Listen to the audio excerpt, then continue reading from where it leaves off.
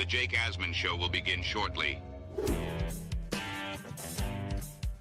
Thanks to all these great Patreon members who help support the show. Get your super chats ready. Jake will be here in just a moment. If you love the New York Jets, this is the place to be.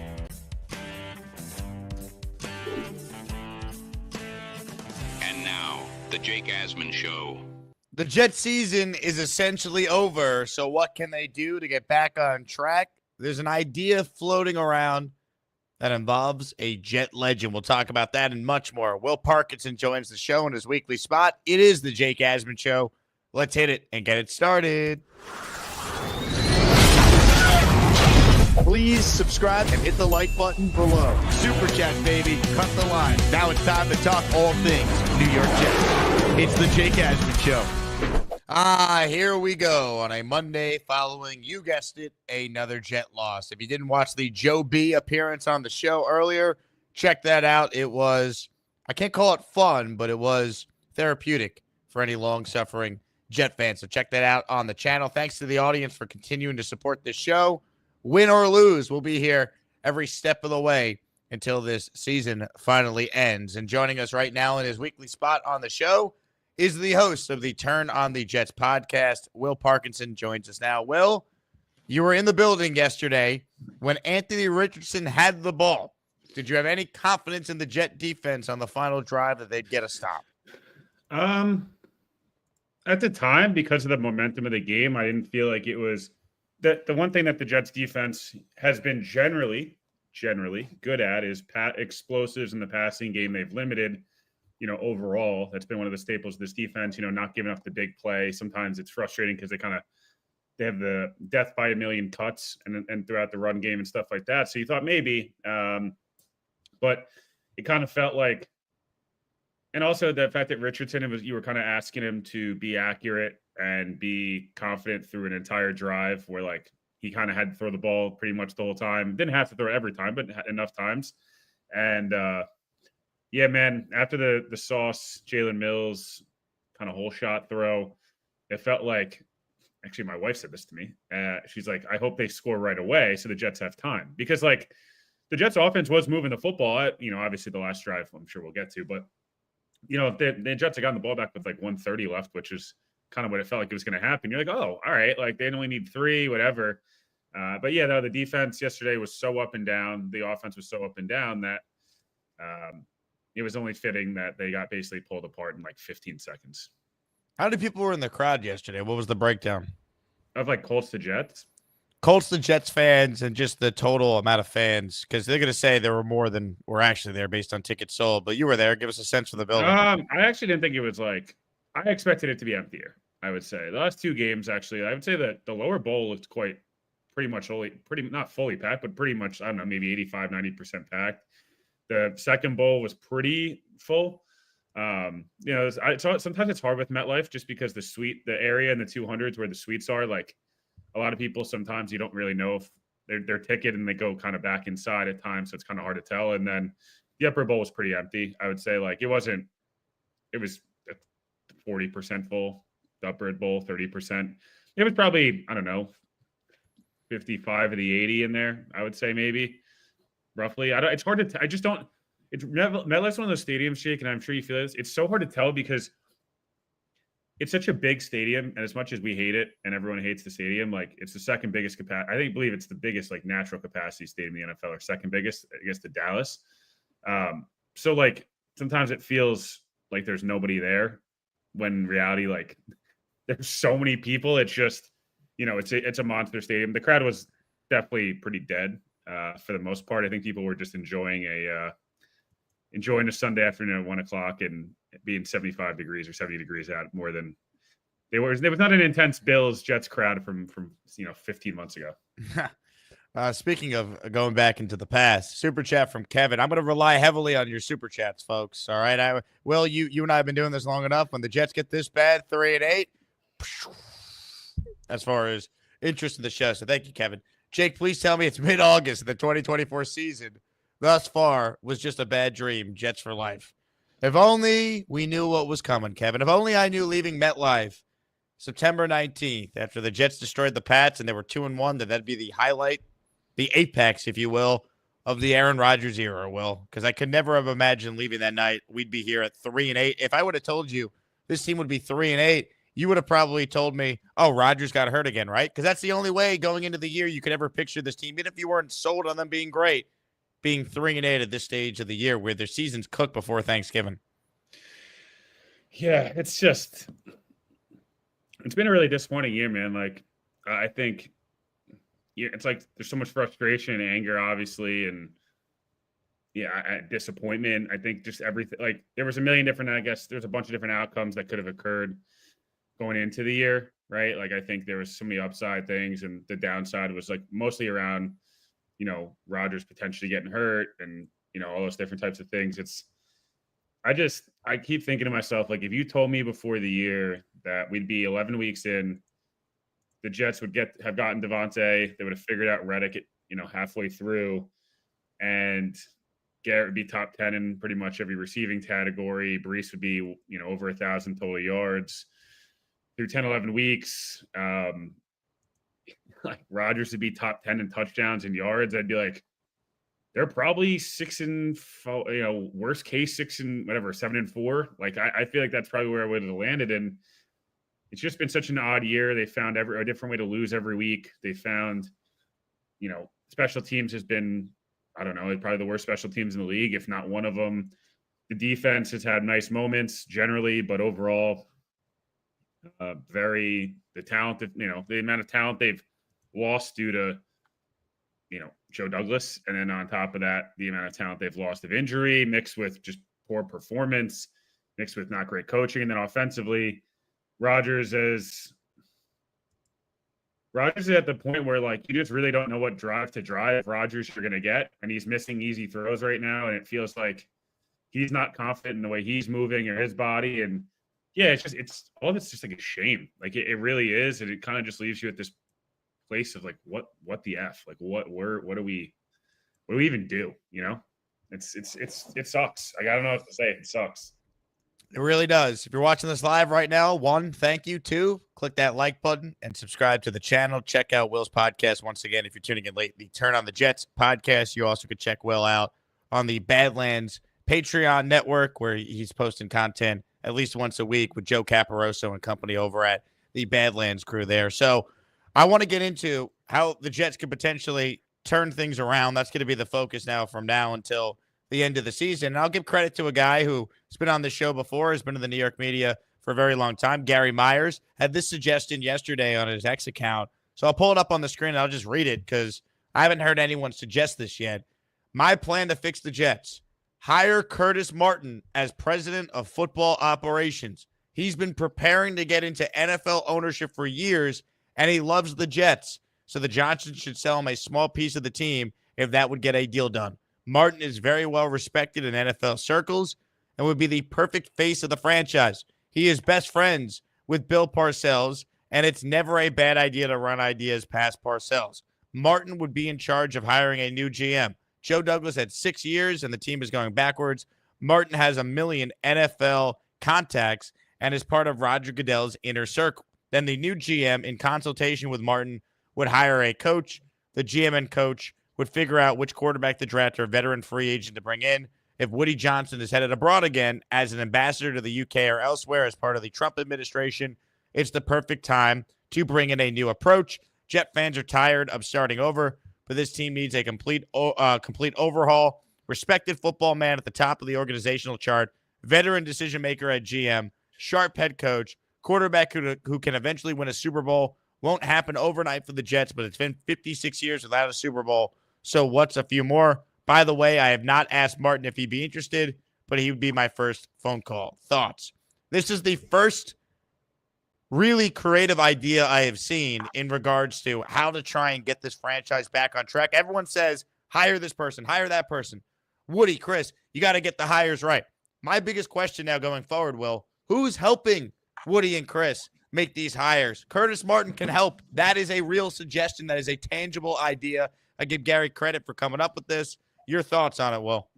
Yeah, so A couple different things. One, I like the idea. I don't know whether Curtis Martin would be interested in doing it. I don't know if he's the end all be all answer, but I do think the suggestion and something Connor and Joe have talked about, I've talked about, a bunch of people, I guess, have talked about it, I'm sure at this point, having kind of someone come in and oversee the organization in a sense, right? And kind of be like, hey, look, Curtis Martin's not going to be the GM, and that's not what this role is. This role is I'm really close with a lot of really talented, good football people. I understand what building an NFL organization looks like. I played under Bill Parcells, who I was super close with. I played in different organizations. I'm close with, obviously he's close with Goodell and different things like that. He's a guy who's well respected, well liked around the league circles. Can Curtis Martin being in an interview with Mike Vrabel help make the difference as opposed to just Chris and Woody and Jaime and these other people that, maybe for their own idea and whatever, whatever that's their own prerogative. But, does having somebody like that, is it a John Dorsey? Is it a Pete Carroll? Is it guys that have been around the NFL and done hiring, been around organizations? Like the Jets not only need to hire the right coach and GM, they need to hire the right, be able to invest more in their analytics staff. They need to be able to invest more in, different things. They've got this beautiful facility down at Florham Park, and we know that, and they've invested a lot there. But, that's not the only thing that matters, is having the nice shiny, and then the new uniforms look great. And it's that's the only thing they saw. Yeah. The uniforms do look great. Yeah, unfortunately, it hasn't helped lead to wins. Yeah, they finally solved that. But I think, for me, it's throughout the entire organization. And, I don't know if Curtis would be open to it. I think there's multiple names that you will see thrown around in that potential role, but it not only it's helping with hiring, but it's also somebody that, again, can bring some kind of just respectability and kind of an even keeled focusing on football and focusing on a winning approach. And it's not that the Jets don't want to win. I'm not saying that, but there's obviously a million different things that go into running an organization and making money and all these different things, because that's what it comes down to, right? So, yeah, I think Curtis is a good shout. Again, I'd love to kind of, see, somebody that's probably been more so involved in hiring and doing different things like that within an NFL organization, potentially. But also maybe Curtis can come in and say, hey, I have, I'm going to lean on these 5 or 6 guys, and that's how I'm going to, kind of build my approach into helping, search for this next GM, search for this next head coach. Again, I think it's a good suggestion. I think the actual premise of what Gary's talking about is more important. Again, whether Curtis Martin's down to do it, I have no idea. I haven't been around him since I've been around him since I was like 12. So I don't know, I've met him a bunch of times. It was amazing. He's a 10 out of 10 human being. But again, like I said, I like the premise and I like the idea of where Gary's head's at. I don't think it's a clown take in any way, shape, or form. Yeah, I agree. I think it just goes back to the fact it's like everyone says hire the right people. Well, what's the process to finally getting it right? And having the Johnson family just do it on their own has proven to not work. So who's advising them? Like, who's in Woody's inner circle? Hopefully not Charlie Casserly. Yeah, or Ron Wolf. And like, it can't just be like Brick Johnson, who's like young and is like, the heir apparent to take over this team years from now. Like who's in these interviews, man? Like, Beningo was saying he wants like all the diehards to be in there with Woody. He wants Kenny Scarbaccio and Tommy Keenan and, Ira from Staten Island. And, like that's not going to happen. But Curtis Martin is a legit name who has contacts, wants to get into NFL ownership, is very close with Goodell. Like that's a real idea. Like maybe it's Pete Carroll, maybe it's John Dorsey, as you brought up, but just surrounding this team with more football people, helping them make big decisions, I think is absolutely not a bad plan for a franchise that is rudderless right now. Now, KJH Super Chat says, I love the Curtis Martin idea. WTF were BT and Sal doing, clowning Myers for this take. I think it makes total sense. Can be a part owner to entice him. Once again, not a clown take at all. And for anyone to say it's a clown take, come on, man. Well, it's just, here's my thing. Like, I don't know Gary at all. I don't know what he's been doing. I don't know if he still covers the NFL or whatever. He was Joe Klecko's Hall of Fame presenter. He was the one who got him in. Very nice. But no, I mean, in like, in all seriousness, I think, for me, the biggest kind of thing here is like, it's the premise of the idea. And if the premise of the idea for anyone is that's a clown take to like, to hire somebody to help the Jets kind of give a faceless to the organization, that's pretty dumb. And, I just, part of what is, Jake, I think is what's been most frustrating is that's the adult decision to make. That's not screaming about Rex Ryan. That's not screaming about make Bart Scott the DC and Nick Mangold the OC. And like, let's just like, cool. Like, yeah, there's sometimes you need to have a bit of a vibes situation, but like, at the end of the day, man, like the Jets need someone to come in, and there needs to be a layer between Woody and Chris and the rest of the ownership group, and kind of break it off, and then have like the GM and head coach. They'll report to the owner, sure, but we just have seen like maybe it keeps them out of meddling in maybe football decisions that might not be the best for the organization, and this maybe separates and also gives some leverage of not just the business people in the organization, kind of in Woody and Chris's ear. It's a football, a football man as well, man or woman, I should say. Give us your best way to try and fix this team. Best way. Again, hiring players in football operations that comes in from a GM perspective. I think it's hiring somebody that, is, I don't want to say it's necessarily it doesn't have to be, they've done it before. It can be a first time GM, but it needs to be somebody that's going to be in lockstep with the coach from an entire perspective of how you want to approach building this roster. What type of football team do you want to be? What type of organization you want to be? Are you someone that's going to have a lot of different people around you? Or are you going to have a small, tighter group that's going to be super loyal to? Like, it's getting a GM. Can you scout? Can you draft? Can you do well, on, in free agency? Like, you don't have to be a perfect GM, but I think right now from the Jets perspective, it's, they had a guy that was a okay drafter in round one, obviously some hits and misses and did well maybe on some of the waiver wires and things like that, but, and maybe did well in getting value on trades. But, I don't think he did a great, great job, in terms of, obviously day 2 and day 3 drafting, very few and far between picks that actually contribute to the roster. And then obviously free agency has been mostly miss. So yeah, and then obviously I think coming in here, bringing a coach, Jake, that is going to, I'm laying down the law is the wrong term. And I know it's like silly and whatever.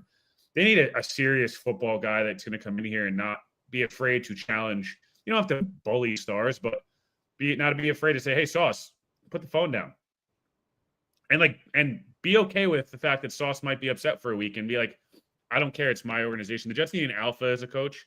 Kind of somebody that is not just doesn't have a lot of catchy phrases and all these stuff. He just does it. Wins Mike football Vrabel games. is the guy you're describing. Yes. He puts butts on a stick, to quote Bobby Midnight. Bobby Midnight is the GOAT. No, I think I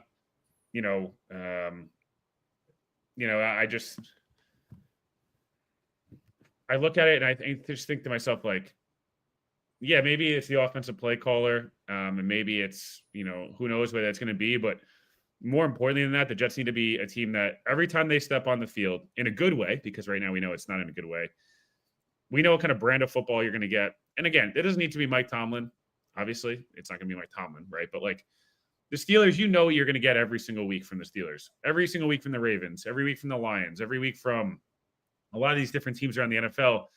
Maybe it's 10% variance one way or another based on, how guys are playing that week and short rest and stuff like that. But like the Jets' problem is right now, it's like 1 week, the Jets look like they could beat anybody. And then 2 weeks later, they could lose to literally a college team. You really have no idea. And I seriously, I think the Jets need to be a little bit more of this, a little less, some less peaks and valleys, more of a team that's consistent year in, year out, week in, week out. And Again, I think it's the Vrabel type. It doesn't need to be Mike Vrabel, but to me, he's the best candidate on the market.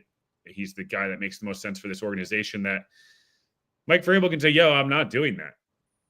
Like, oh, do you want we want to go trade for Tim Tebow? Obviously not Tim Tebow. You know what I'm trying to say? Like the flashy name that maybe is not the best for football. Maybe it's only good for jersey. No, I'm not doing that. And being able to be comfortable with it to say I'm not doing that, and it has the cachet, has the balls. This is a guy who said he would cut off his own dick to win a Super Bowl.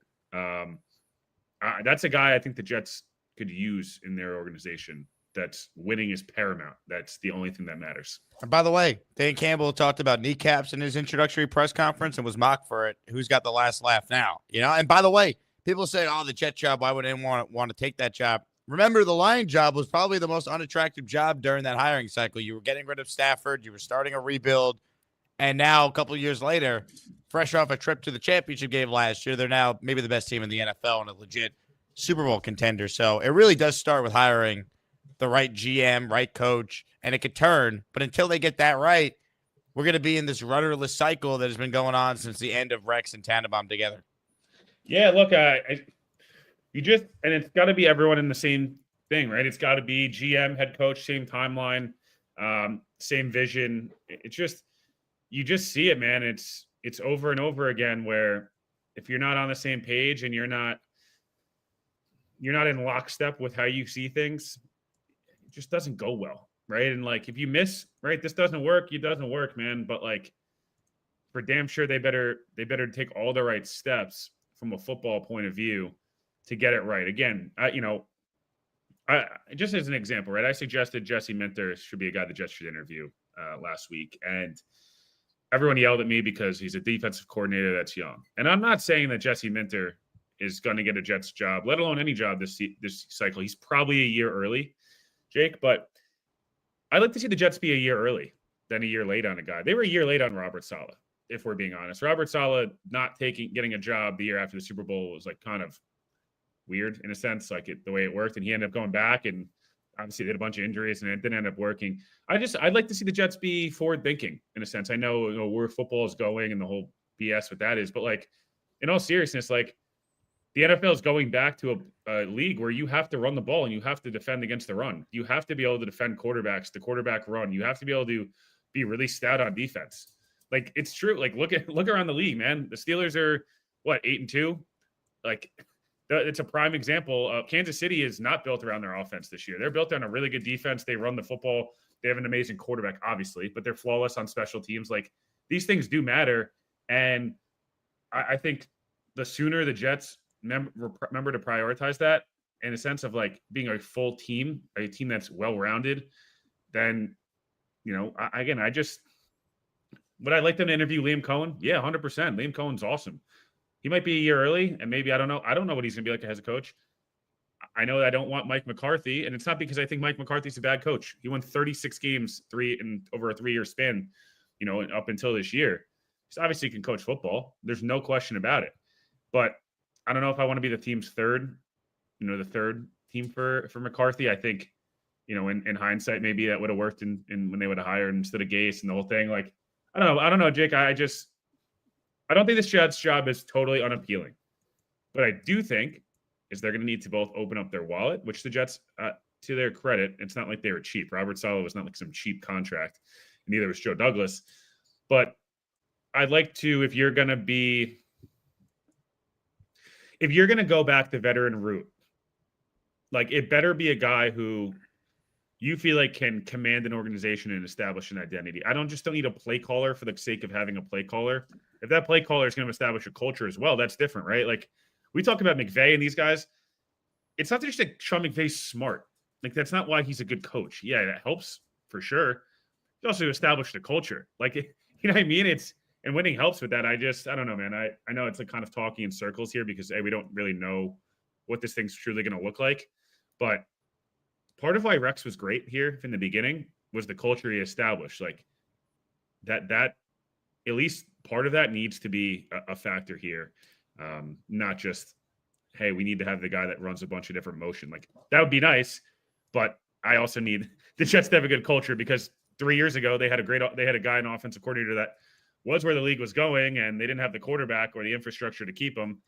And, it all fell apart because it's not just about one coordinator. Hit the like button if you're tuning in. If you're one of the 470 people watching live right now, God bless you. Please subscribe to the channel if you haven't done so already. Reminder, if you want bonus content, if you want to commiserate with us in our private Discord, if you want your name in the intro, and you just want to support me as this season has not gone the way any of us expected, join the Patreon. We'd love to have you. Patreon.com/Jake Asman Show. Appreciate everyone who continues to support me there. We could not do it without you. All right, well, super chats are flying off the shelves.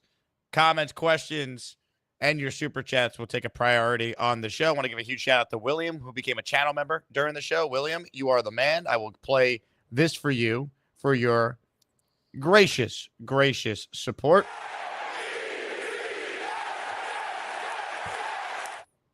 Might be one of the last Jet chants we hear for a while around these parts. Alfredo writes in, John Gruden, Aaron Rodgers. I think that works out better than 3-8. Whether Aaron's here or not, Will, coaching to me is the number one culprit for this season. Like, you can't tell me if Mike Tomlin, Andy Reid, Kyle Shanahan, Sean McVay, Kevin O'Connell, Sean McDermott, whoever, Nick Sirianni. I know he's polarizing, but still the results are the results. You can't tell me this team with the talent they have is 3-8. Yeah. No, look, I posed this question, and I'm going to talk about it a little bit on the pod, but this is just posing this question to you. If the Jets, all they did was get Rodgers back and acquired Devontae, right? Leaving 2023, they brought back Huff, JFM, go around the roster. The only people they brought in, they fixed, I guess you can say they kept Simpson. They have Simpson, Moses, they don't get any of the Tyron, Mike Williams of the world, Reddick. They don't bring any of the big money guys in. They just they keep everything around other than Simpson, Moses, and Olu, right? They just have the offensive lines fixed. And they bring in Devontae, because I was feeling like there's always going to happen. What's their record right now? If Joe Douglas doesn't gut the defense, if he doesn't theoretically sign Tyron Smith, which I was a huge fan of. I'm not sitting here, saying that I wasn't a fan of Tyron Smith signing either. I was, but what if Olu just starts from week one, right? And stuff like that. How much better are they? Or is it Rodgers is 100% not a solution right now. I'm not blind. He is just so inconsistent. It's so frustrating, man. You could watch the game in the first 2 quarters. He looked effing awful, was literally horrendous. Then gets the touchdown at the end of the first half and comes out in the second half. And generally speaking, wasn't bad at all. But he still wasn't taking the deep shots, but he's rolling out, and then all of a sudden the last drive of the game, his brain breaks. It's what is going on? It's so up and down. So coaching is the number one problem. I think the GM is continuing to get off skate free. I don't understand how. I don't know how people are still defending Joe Douglas. His record is horrendous. You can blame Woody all you want about, Woody went acquired Devontae. Devontae's been good. I don't have a problem with Devontae. He Woody went out and acquired Devontae. God forbid. What an idiot. But it's Joe Douglas has put together a very flawed roster. He made the team worse this year somehow, and Rodgers isn't a solution. And they have the worst coaching staff in the NFL. It's a bad combination. It has. So yeah, it's extremely annoying. Extremely. Someone just suggested Nick Saban in the chat. Come on. Wait, here's my thing. If you were going to say Nick Saban's going to be the president of football operations, or he was going to come in and I don't know, the idea is, again, it's the correct idea. But if we're going to go that route of the big name, I would like to see somebody that's done it successfully at the NFL level. The Pete one Carroll thing that would be the equivalent for that. Yeah, that's my point, Jake. Is look, the one good thing is the Jets have done this before and it worked. So you would hope that since Woody is the guy who had Parcells do this, theoretically it could work. I just don't know. Saban to me is the right thinking. It's just the wrong. It feels like the wrong idea. Again, I'm not saying that you're an idiot for suggesting Saban. He's the best college coach of all time. it's more like the John Dorsey type to me that makes maybe more sense. That's been in Detroit, that's been in Cleveland and got them off the ground. Like he's kind of seen that. Is Mangini, someone just suggested Mangini? Sure. Like that to me is more on par with the guy who's like done a great job scouting. He's been a The coach man in the NFL genius. before. He's back. Listen, if you went Mangini, I don't know, Ray Agnew of Vrabel, like now you're talking. Now we're hot. We're going somewhere. I know. Do you think Agnew would have an interest in this job? His son is a scout in the Jets front office now. I think he maybe would take an interview. I don't know. It's just he's like an elite level scout. I just don't know. It's hard for me to tell what he's like. Is he going to wait for a specific job? You know, like is it a different job he's waiting for? Again, I'll continue to say this. I'm not saying the Jets are the most attractive job. They're not. I'm not saying they're going to be the most, GM or head coaching was for sure. But there's only 32 of these. Folks work their entire lives to be able to have a shot at some of these jobs. And it's easier said than done to just continue to wait. So I don't know. Do the Jets say, hey, Ray Agnew and Aaron Glenn, package deal, we're going to pay you a ton of money and it'll be a long contract and that'll convince you? I don't know. Maybe that's the way the Jets go. What about Agnew and Ben Johnson? And you let Ben Johnson decide whatever offense he wants to run, whatever quarterback he wants to work with. I would put Ben Johnson coming here at like 2%, but if he does, and that's something he wants, are you at all worried Ben Johnson might be overrated as a head coach? Well, yes, that's why I want someone with experience, but he'd be the one guy to be like, all right, if we're going to do the offensive genius thing, let's actually get the real offensive genius and not Adam Gase. This team has not hired an offensive coach since Bruce Coughlin. So that's not Gase. So you know what I mean? Like I want Vrabel. He's my number one. But if you told me they could get Ben Johnson, I'll take my chance on hoping we found our Shanahan, we found our McVay. I'll roll the dice. Yeah, my I guess, I don't know. Ben Johnson's going to get paid a ton of money, and it seems like from what everything Schefter Coach BJ will get on board. Yeah, man. You know what? It's funny, Jake, because I wonder, like, if you're the Bears, aren't you overpaying Ben Johnson to take? Would he want to stay in the division? Is what I would wonder. Does he want to deal with the Lions? Yeah, I guess it's like. Depends how he feels about Caleb. If he thinks Caleb could be salvageable, which I would imagine he does. I'm just trying to think where else he ends up. Dallas. That feels like the one. Jacksonville. If he thinks, hey, weak division. Trevor that seems Lawrence. like a Belichick. That seems like that's where Belichick's going based on Florio's reporting. Yeah, which is interesting. But if I'm Ben Johnson and I think Trevor Lawrence can be salvaged, doesn't he kind of remind you of what Goff was with the Rams and then how he got to Detroit? Like 2 former first picks, a lot of hype around him. Certainly more hype with Lawrence than Goff.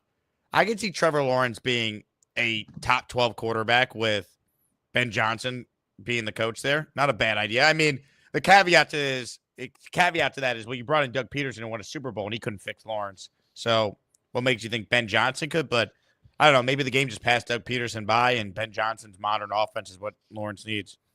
Yeah, this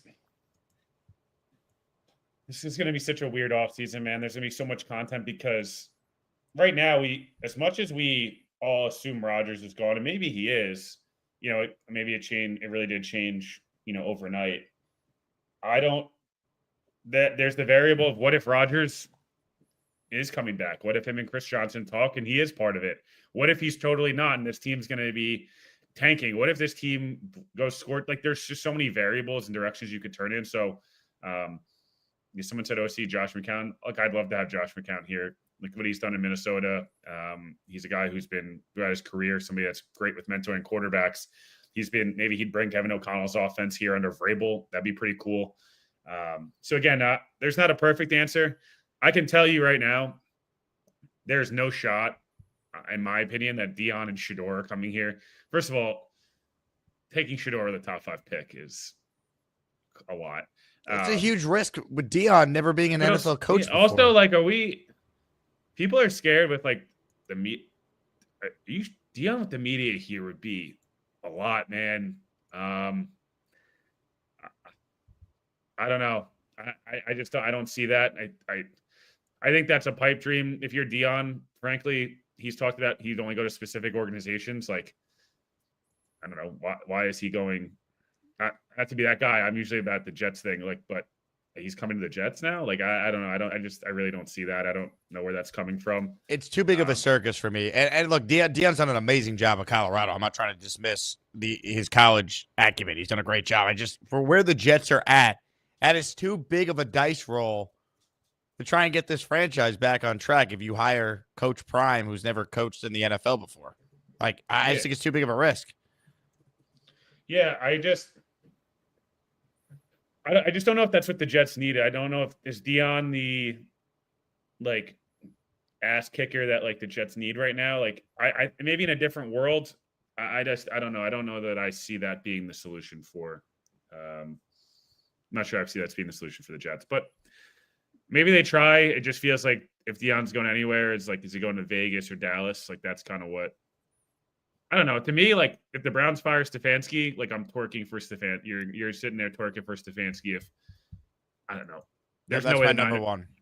There's no way if the Niners are firing Kyle, and there's no way he's coming here. But the Niners fans all want to fire Kyle. So if that's gonna happen, then sure, man. If the Niners fired Kyle Shanahan, you give him a blank check. If you're a Woody Johnson, that's your Parcells right there. Go get him. Yeah, I just make him say no. Make him say no. He doesn't want to come here. Why not?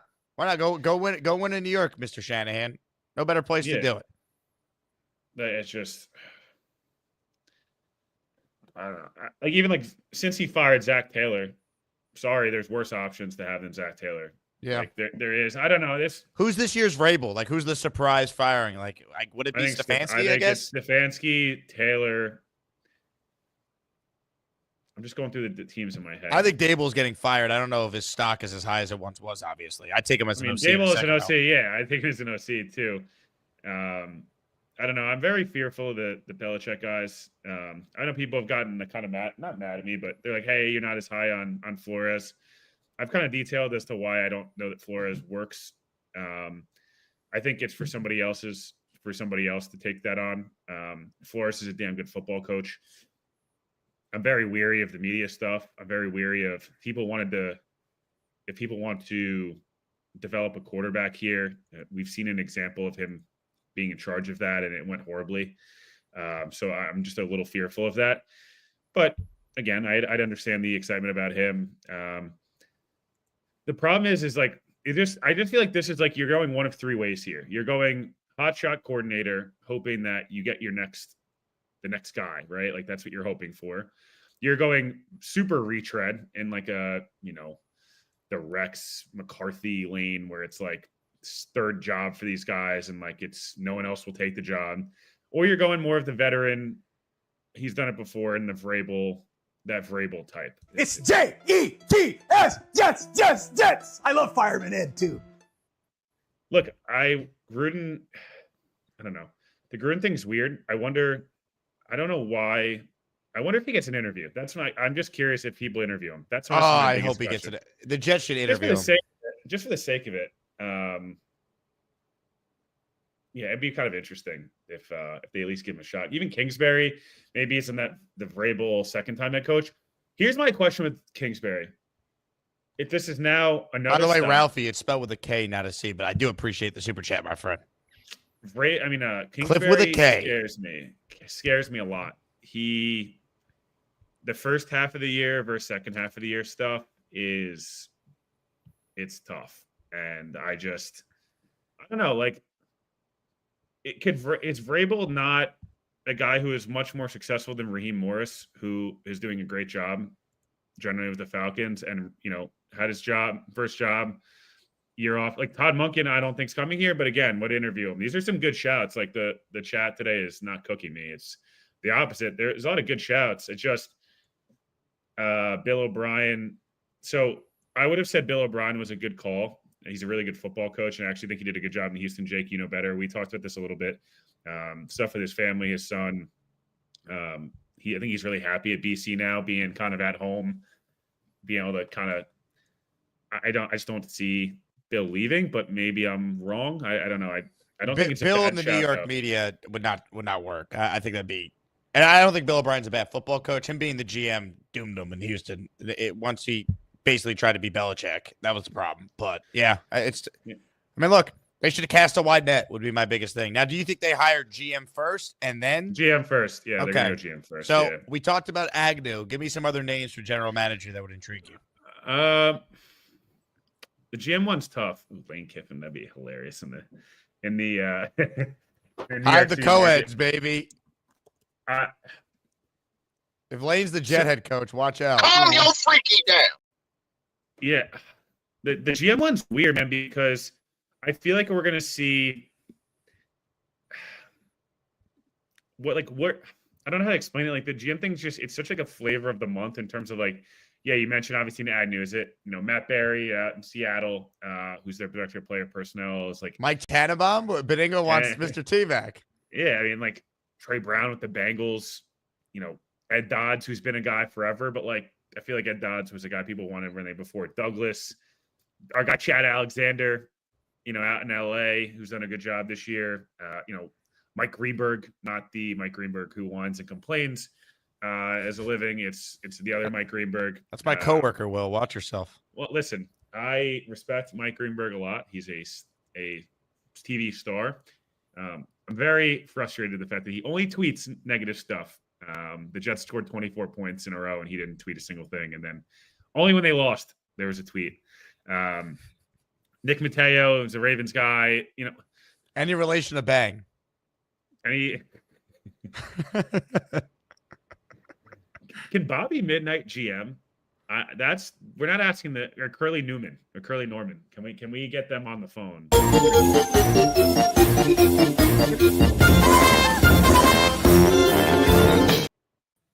Bobby, could you be the GM of the Jets? Jake and Will, how you guys doing? Bob, What's up, Beast? how are you? Hey, Jake, you look handsome today. Thank you. You look like you're going out to a date or just partying today. Whoa, hey now, Bobby. We'll get freaky No, later. I know you look good with the hat. Thank you. How Thank about you. that? Well, I always wear a hat like that here. Yep, if I was the GM, I would sign Gruden in no time to help us out Okay. because he's great. I love Chucky. I love some Chucky. Then I think he will hire Grable as a head coach. Ooh, so Gruden GM or interesting. Yeah, Gruden Graham. He's great. But he's Or a the other coach. guys, but Curtis Martin is a great GM. That will be good. Then the head coach would be John Gruden. Then you get Grable for defense. I believe you mean Vrabel with a V. Vrabel. Then if the Giants finally get rid of Knucklehead, you can have him as offensive coach. He's a good offensive coach. What if it's John Gruden at head coach and Brian Dable as the OC, Bobby? Yeah, that's what I said. Yeah, John Gruden as the head coach. Okay.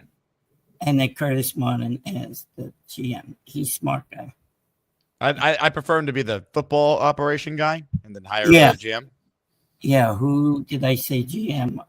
You said Curtis Martin. Yeah, Curtis Martin. Who do you think the general manager should be? Whoever Curtis Martin wants. Okay, gotcha. Who Maybe it's do you. Will suggested you being the GM. You'd be the GM, and then Gruden's the head coach. Well, we got to get rid of the smelly people first. You call yourself We got to Smelly? get rid of the whole staff. The staff has to go. How bad Even- do they smell? Yeah, that's what I do all the time. That's Oh, what yeah. You dog. I know, right? Oh, Well, yeah. at least I don't do it on air like Charles does. Charles did it on air. Yeah, Charles did it on air one time. So I like to get rid of all of it. Even Hackett, he could just do DoorDash. Probably be the IQ of a DoorDash person. All right. Do that job. Yeah.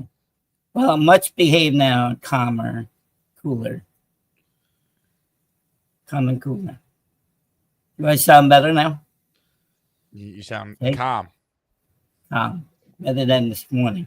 You're very Okay, angry Will, this you're a morning. great guy. I got to tell you. You look like you play football, right, Will? Yeah, I played in college. You Oh, didn't play congrats in on the your quarter pros? go win, Will. Thank you. Another You didn't no. play in the pros at all? No, it's too slow, man. Well, I'm slower than shit, so enjoy. Being He probably fits to me. running a 4.7 as a white wide receiver slash tight So end. what college you play for? I played at Towson down in Baltimore and then in Cortland in upstate. Oh, Cortland is his rivalry, right? Yeah. Jake's rivalry. 23 Jake, in a row we've won. Jake, what's your team again? The Ithaca Bombers. Yeah, Yeah, Jake, what's your team?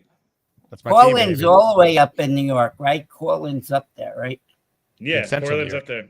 Yeah, Central New Is York. that near the what is it called? What's way up there called? Catskills? No.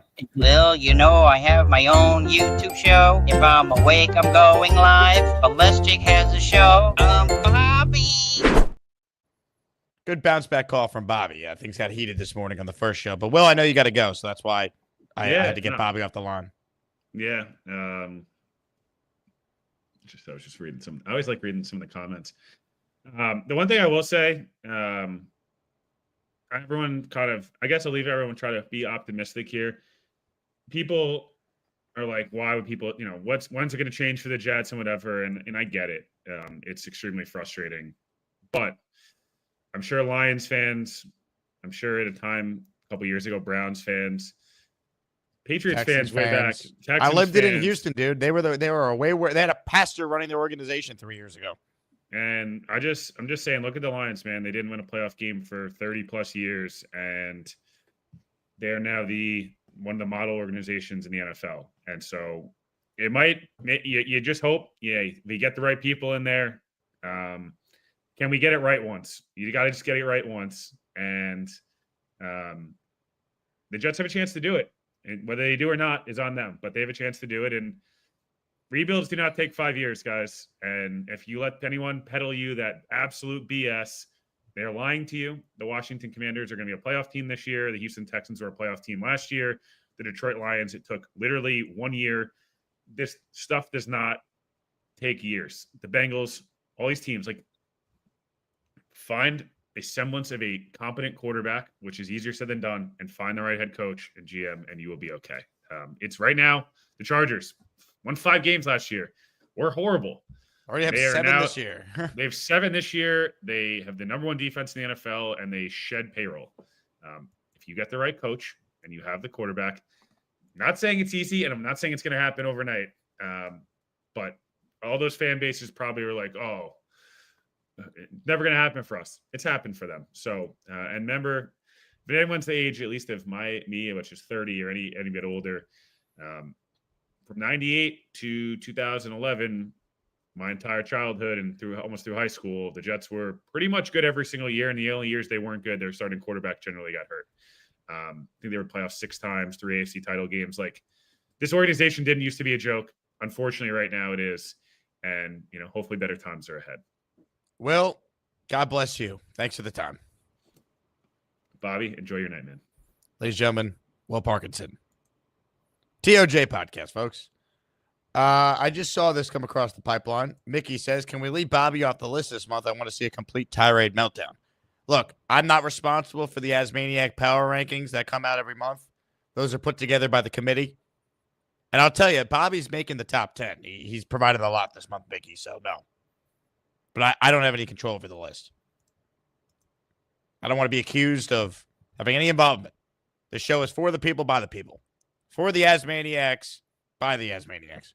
William says, yo, this is for your pain. William, thanks for tonight's Chipotle. C writes in, Joe Douglas dismantling the D-line for no reasons, enough to be fired alone. Plenty of reasons, bottom line, he's got to go. I mean, I challenge any Jet fan to call into the show and tell me why Joe Douglas should be here beyond this year. It's over. Everyone knows it's over. He knows it's over. At some point, the record has to matter. It should have mattered going into this year, but we all understood the context on why he got this year. He assembled a talented team, and they've collapsed. They fell on his face. His 2 biggest decisions, Zach Wilson, huge bust. Robert Saleh didn't work. That's enough. He's been here long enough. The Commanders' rebuild was a year. Texans, year. Joe Douglas is going to be here for 6 years. The most amount of wins they're going to get in a season is 7. Since Joe Douglas has been the general manager, every team in the NFL has won at least 8 games. besides the Panthers. Doesn't take that long. You could stumble upon a 9-win season and sneak into the playoffs. The Giants did it 2 years ago with Daniel Jones. Joe says college grades reflecting the season. Life suck. I don't know what this is in reference to, Joe, but thank you. Curly writes in with an Asmaniac super chat. Winning percentage is a starting Jets quarterback. Yada, yada, yada. Wilson, Darnold, Rodgers. My dad and I are not renewing our tickets. We've had tickets since 96. Don't blame you, Curly. I don't blame you. Why would you pay any money for tickets next year when, once again, your tickets are worth nothing by November? You can get into MetLife for probably 75% less of what you're paying per game right now. And it might even be even cheaper than that by the time we get to the next home game.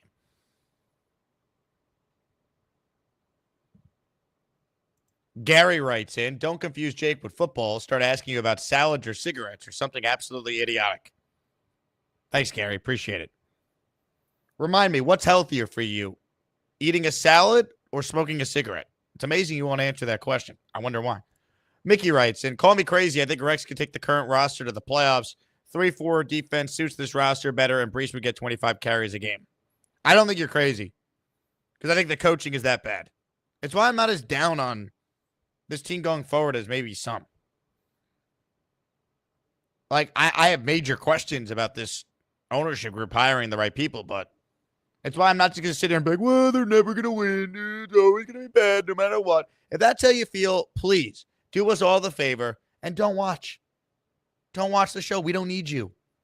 Because if that's your mentality that like it could never get better, then what's the point of being a fan? I worked in Houston for 6 years. It was worse in Houston, believe me. They give me hope. Commanders give me hope. The Lions give me a tremendous amount of hope. You heard Will say they didn't win a playoff game in over 30 years. And now they're the Super Bowl favorites. A lot of teams have been bad and have figured out. The Chargers last year won 5 games. Brandon Staley was a joke. Hamburger says, I always believed firing Mangini was a mistake. Well, in an alternate universe, if they could have found a way to get Mangini to stay in the front office, like that would have been helpful. But obviously, you can't say it was a mistake. Rex got him to the championship game twice. But, you know, Mangini's strength was picking players. He was big in that with Tannenbaum. You saw it. Once Rex got involved and Mike had to make his own decisions, you drafted the Kyle Wilsons of the world. Henny writes in, no one knows who will work here. We just need luck. Yeah, it's funny. Dan Campbell was mocked for his press conference when he was introduced. How's that looking?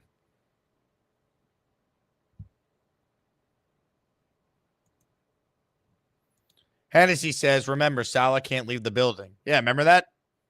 Salah was like the number one guy the last hiring site. No one knows. You just got to hope they get it right. No one knows. But I prefer someone who's done it before, right? Like, I think someone that's had success previously, chances are, is more successful than someone who's never done it before. Andy Reid was available. Kansas City hired him. How'd that work out? Sean Payton was available. Denver hired him. How'd that work out? Jim Harbaugh was available. LA hired him. How's that working out? Right? So if I could get Mike Vrabel, that's why he's my number one guy. Right? He's been a coach for 6 years, won at least 9 games in 4 of them, went to an AFC title game with Ryan Tannehill. He's a disciplinarian, no nonsense guy, but as smart as any coach in the league. Right? That's what this team needs. They need someone that could come in. We use the word culture. This team does need a culture change. That's real. Big fella, Jake, my daughter Chloe, and I have made watching your late show together our thing. Keep up the great work. By the way, Will is right. Greenberg is a whiny clown. Big fella, shout out to you and your daughter Chloe. That's awesome. I wish we had better news to talk about.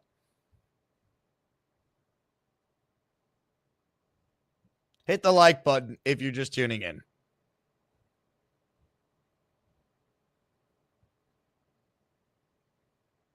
Click the subscribe button, more importantly. See, Gary tunes in late and is now ripping the idea of Curtis Martin. The idea comes from a well-thought-out suggestion by longtime NFL reporter Gary Myers. Curtis Martin has been trying to get into NFL ownership for years. We see him frequently on TV sitting next to Roger Goodell. He's still best friends with Bill Parcells. This idea of bringing in Martin is a idea that we've talked about how Woody and Chris will have people around them that are football people helping them make the hires. You're not making Curtis Martin the GM. You're bringing him in as the head of the football operation. It's the right suggestion, but mock it all you want, Gary. We forgot that. Obviously, you've been hit in the head many times. Comments, questions, super chats. Cut the line. Reminder, this show's available in audio form on either Apple or Spotify. If you just search Jake Asman Show, it comes right up. Leave a 5-star review and help us out if you can. Microfox, why not bring in Mel Kiper? I mean, Mel's in his late 60s now, isn't he? I mean, Tom McShay almost got hired by Joe Douglas to be in the front office. They're very good friends. Mel Kiper is 64. Now, who the hell is Mel Kiper? I'd play that drop a million times if they brought in Mel.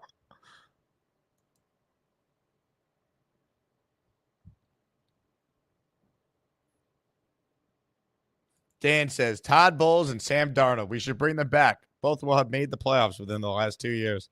I don't think Bowles is getting fired. And I wouldn't bring Sam back. I think we romanticize Sam Darnold's play this year. Has anyone paid attention to how he's looked lately?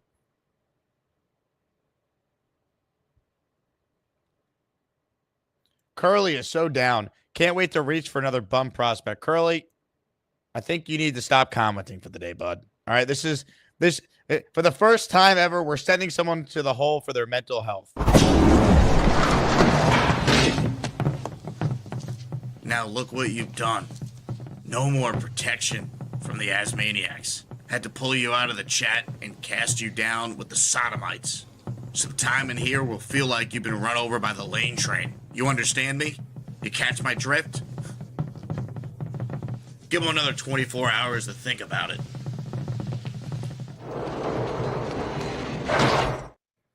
Quick mental health break for Curly. He's just, he's commenting. It's only negative. He's talking about how he's clinically insane. I'm worried about him. All right. All right. You hang out with the sodomites for a little bit. We'll get you back up to snuff. All right.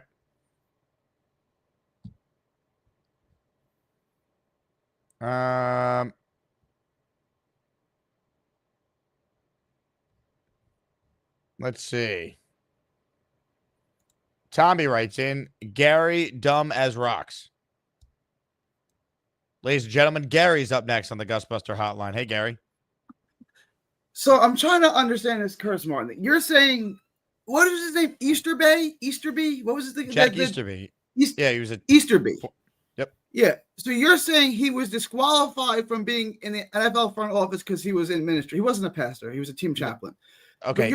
He wasn't qualified to be the head of a football operation because he was a chaplain, right? Because he doesn't have football experience that warrant being the general manager of an NFL franchise. I'm trying to understand your position because you're speaking out of both sides of your mouth. Oh my God! You said he can't be GM because he wasn't a pastor. He was a team chaplain. You're going to defend Jackie? Am I really going to do this right now with you? No, I'm trying to understand your point because everything. My point is he wasn't qualified to be the GM of the Houston Texans. That's my point. Well, because he wasn't good at it? I mean, I would think we would agree he wasn't good at it. Well, obviously he wasn't good at it, but he wasn't qualified to have the job in the first place. Why was he unqualified to have the job? Look at his resume. He has not enough football experience on it. Holy shit, He worked for the Patriots. He worked for Bill Belichick for years. That's a pretty good boss to have. Okay. And Google what Belichick said about him. Quote on the record. Did he work for Bill Belichick? Goodbye. You don't know shit, Gary. You're done. You're done. I was in Houston for 6 years. There's a quote from Belichick on the record. Jack's not a personnel guy. That's from Belichick. You idiot. Holy crap. Oh, my God. You don't know what you're talking about. You don't. Oh, my God, man. I can't. He was not qualified to be the GM of the Houston Texans. That's the point. Belichick is on the record saying Jack's not a personnel guy. It has nothing to do with his religious background. He doesn't have football experience. Oh my, I cannot wait to clip this and send this to all my Texans friends down in Houston. They're going to laugh their ass off that some moron is calling in to try and defend Jack Easterby. He's the most hated person in Houston besides Bud Adams. Oh my God. If any old school Wheelhouse listeners happen to be watching right now, you're probably laughing your ass off with that call. Good God. I mean, I'm not doing it, man. I'll listen to your nonsense where you try and say that a cigarette is healthier than eating a salad, or my Caesar salad's trying to kill me, and all the other nonsense that comes out of your mouth. But when you're going to defend Jack Easterby, and I can't. Google the quote. Type in Bill Belichick, Jack Easterby. I'll do it right now. It's probably going to come right up. How do I know this? Because we used to talk about this on the radio every day, because I have 6 years of afternoon drive experience in Houston.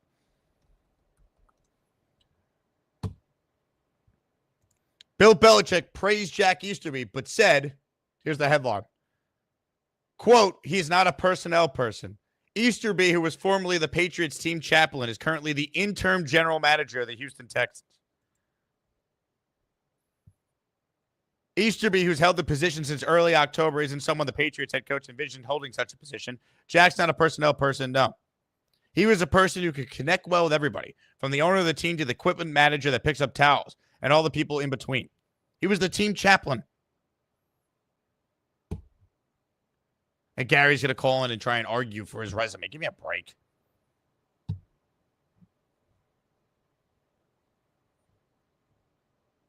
I can't. Incredible. Let's see. Super chat from Bijan. Would love to see the Jets interview coaches and GMs a la Hard Knock style. Also, Jets only have 23 front office executives, while Ravens have 29. I mean, the entire front office needs to be overhauled. You're not going to see it Hard Knock style, though. They're not going to film these interviews. William with a super chat. I don't know, man. I'm just mad, but I just want the younger fan base to know they aren't alone and to support the heart you sport on your sleeve. I appreciate it, William. I mean, look, if you're a younger Jet fan, I feel terrible for you. You know nothing but losing. I grew up and this team went to the playoffs 6 times. Right? Like, Chad Pennington was my quarterback. Sanchez was my quarterback. Like, this team won games. Consistently won games. From 2000 to 2016, the Jets never had back-to-back losing seasons.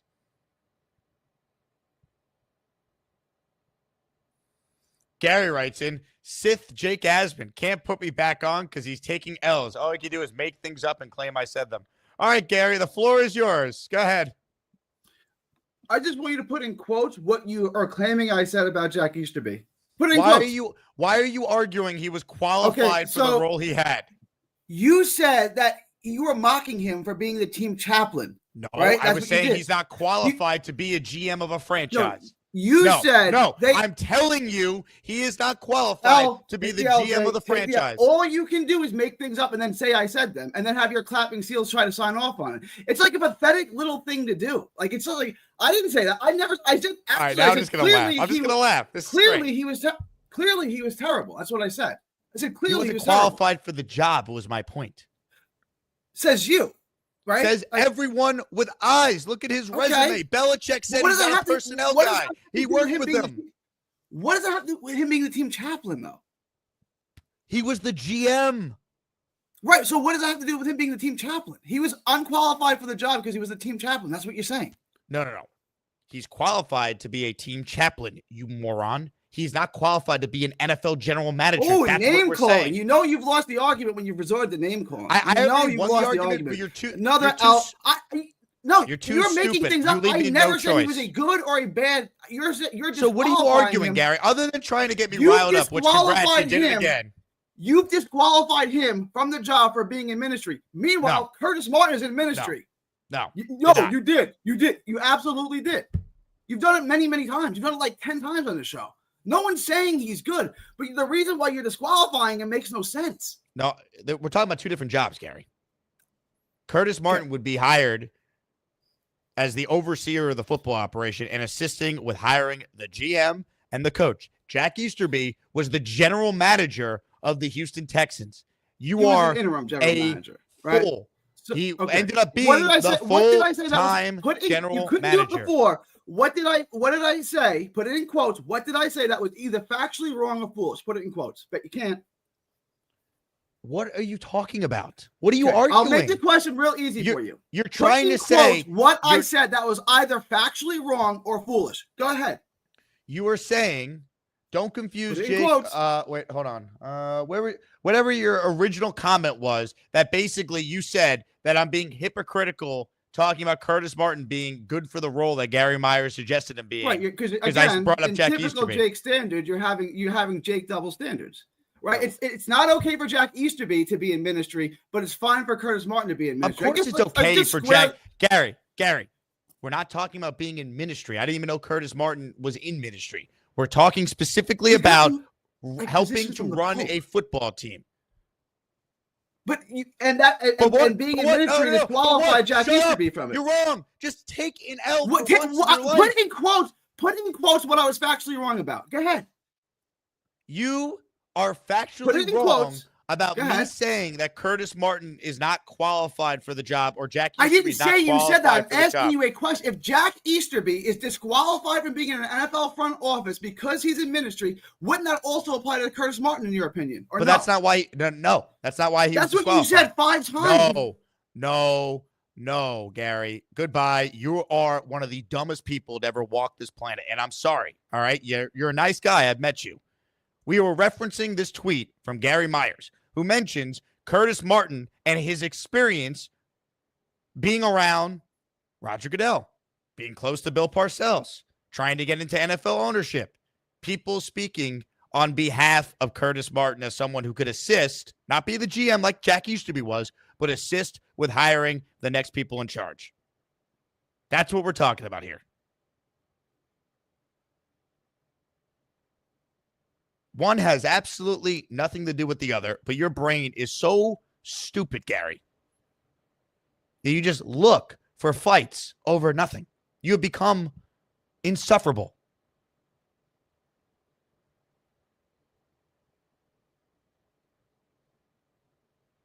Jack Easterby was not a personnel guy, was not qualified to be an NFL GM. The role that Curtis Martin would have here, if the Jets did hire him, like Gary Myers suggested as an idea to try and fix the Jets, is a different job.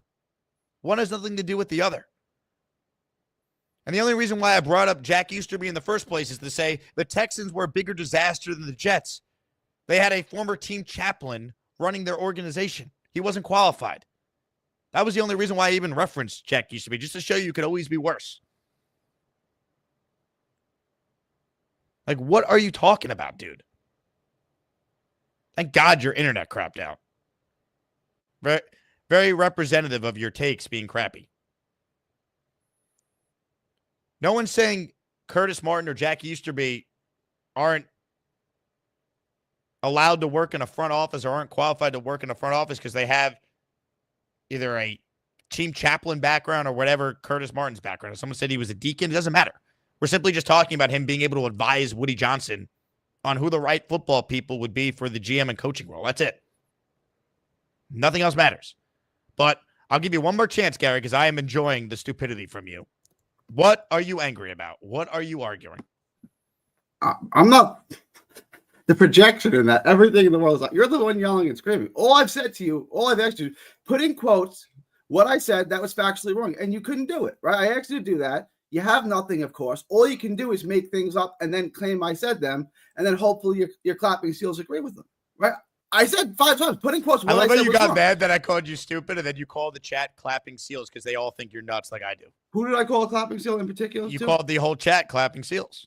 You said they have a 75 IQ, and they're clapping seals, yeah. I said the ones making the comments, or I said everybody? Which one did I say? You can put it in quotes. Like, Jake, you're not going to win at this. You're not built for this. This is not going to go well for you, bro. It's not going to go well for you, right? Because your whole thing is to have double standards and then make things up and then claim I said those things. Like, I don't mind helping you get a rating. You called the entire chat. I don't mind. I think you have a great show. You need my show. You need it more The than chat, you need sure. air. Yeah, everyone in the chat making comments. Those comments were clapping seals. No, I stand on that for sure. Yeah. Okay. For sure, I You stand done? on that. You done? Or can we? Oh, you can- get no. I wanted to just try to get an answer. If you don't have an answer, just say you don't have one. Put in quotes what I said that was factually wrong. what or are your don't, thoughts? and What are take your it out. thoughts? What are your thoughts on Curtis Martin assisting Woody Johnson with hiring a GM and coach? Is that a bad idea? I'll answer that as soon as you answer my question. I don't even know When what your you tell me question what I is. said that was wrong. He put in quotes what I said that was factually wrong. I would have to rewatch the call because you said a bunch of different things. We were Yeah, talking just about. pick one. Just So- pick one.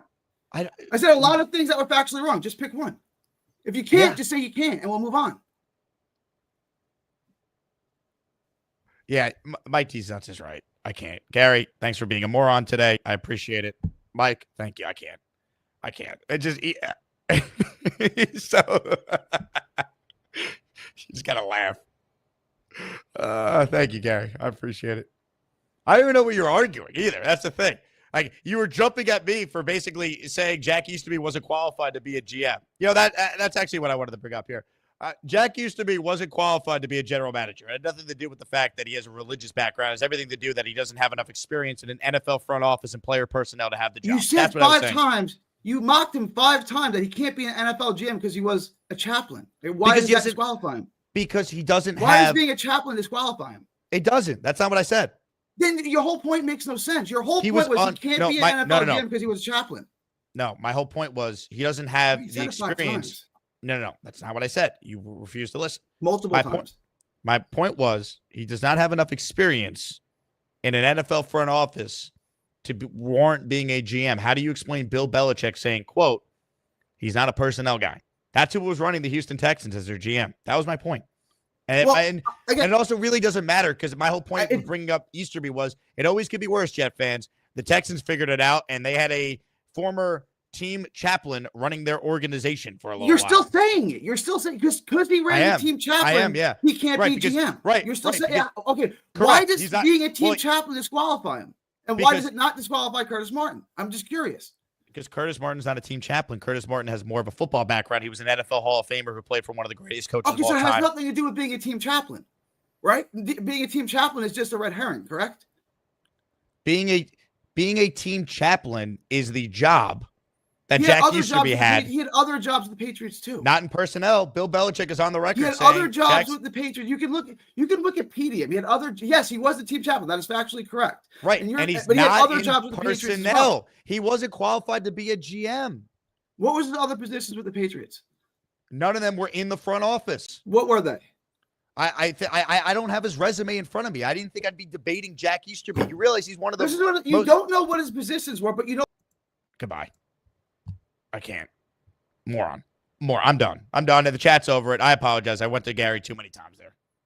I can't help myself saying he's so stupid. Just unreal, man. Why is Curtis Martin qualified? I don't know, Gary, because unlike Jack Easterby, he was an NFL Hall of Famer, played for Bill Parcells, is trying to get into NFL ownership, has close contacts around the league, and is very close with the commissioner. Gee, you don't see the difference between Curtis Martin and Jack Easterby? You bubbling buffoon. I mean, I can't. Just you're one of the dumbest people to ever live, Gary, and you're a nice guy. You might be a good dad. I mean, your daughter Decker is incredible. She's great. We love her, but so somehow you figured out that. But good God, I can't. Alan says, "How does this affect Gary's power ranking? That's for the committee to decide." Big fella says, "Put his quotes in the catchphrase of the holidays." Put it in quotes as the catchphrase of the holidays. I love it. Literally, we find an article. Bill Belichick praises Jack Easterby, but says he's not a personnel person. And then you somehow use that as a way to disqualify Curtis Martin and he wouldn't even be the Jets GM. He basically would be in the interview process with Woody, helping them hire the people that are going to run the team, which is an idea we've talked about, whether it's Curtis Martin or somebody else. Mike D's Nuts says, has nothing to do with the ministry stuff. Jake, I'm gifting for your sanity. Mike, I appreciate you. 5 memberships from Mike D's Nuts, courtesy of Gary being a bubbling buffoon. Ladies and gentlemen, we present the Mike D's Nuts. These nuts. Here we go. If you hear your name called, you are a channel member. Victory Monday, Eric Rivera, Mac Nova, Carl Johnson, and Communication all receiving a channel membership. Also, leave it to Gary to try and shit on one of the Jets' greatest players of all time, and Curtis Martin. Trying to compare him to Jack Easterby is one of the biggest jokes in the history of sports, who conned his way into being the intern general manager at one point for the Texans, and then basically him and Bill O'Brien single-handedly destroying that franchise. Here were Jack Easterby's roles, by the way, Gary, you dumbass. 2004, operations intern with the Jaguars. South Carolina character coach from 05 to 2010. Kansas City Chiefs team chaplain 2011 to 2012. Patriots character coach and team development 2013 through 2018. You want to know why they brought him in, by the way? It was right after the Aaron Hernandez situation. So they brought him in to basically help the locker room after that scary situation arose. Right? He was basically like a therapist, is the way someone described it to me when I was in Houston. Houston Texans executive vice president of team development 2019 through 2020. 2020 through 2022, executive vice president of football operations. You tell me if that makes him qualified to run an NFL franchise. Moron. I apologize to the audience. We spent way too much time with Gary's dumbassery. We'll move on from Gary and we'll go to Purple Belt Mike. Hello, PBM. Yo, that was kind of funny actually. I was laughing even though the chat was a little over it. I kind of thought it was funny. But anyway, I think Curtis would be good. I think having someone in that role, I know that Louis Riddick doesn't get a lot of love, but I think him in that role would be good too, maybe. But this is what happens when the Jets suck, is we just start fighting with each other, honestly. This is what happens. Is this what happens on, like, the Jake Asman show when we suck? Because, I'm new to the show. Like, relatively I only started in Memorial Day weekend, so Yeah. this is what happens? Typically. We start screaming and yelling at each other. Once we get to the offseason, though, there's actual moves being made. There'll be some things to discuss. Until then, we'll debate whether or not Jack Easterby was qualified to run an NFL team, which he's obviously not. But Gary, being unable to ever have a rational take, has to try and argue the opposite side for whatever reason. Or if cigarettes are better for you than a salad. Right. Hey, Gary, go eat a salad. I hope it kills you. All right. Eat a salad. I mean, Jesus. Well, the best I could say is, you know what, guys? Let's just let's have misery together. At this point, we need to be together. We need to be one. We suck as a team. Let's not suck as a fan base. And that's my PSA. Mike, love it. From Mike to Nick. He's next. Hello, Nick. Jake, are you and Gary having a blessed day? I can't, man. I can't. How could he be a real human being? Like, he genuinely believes what comes out of his mouth, too. That's what's scary. Oh, I love it. Somehow he turned Curtis Martin being, it would be like a sensible idea, right? Hall of Famer, knows Parcells, knows people around the league. Somehow he turned that into me bringing up a point that it always could be worse for Jet fans, bringing up how the Texans were run by someone who wasn't qualified, whose background was as a character coach for the Patriots. Somehow that turned into this whole thing when it was really a throwaway line talking about why it always could be worse for Jet fans out there. Well, the thing about Curtis Martin is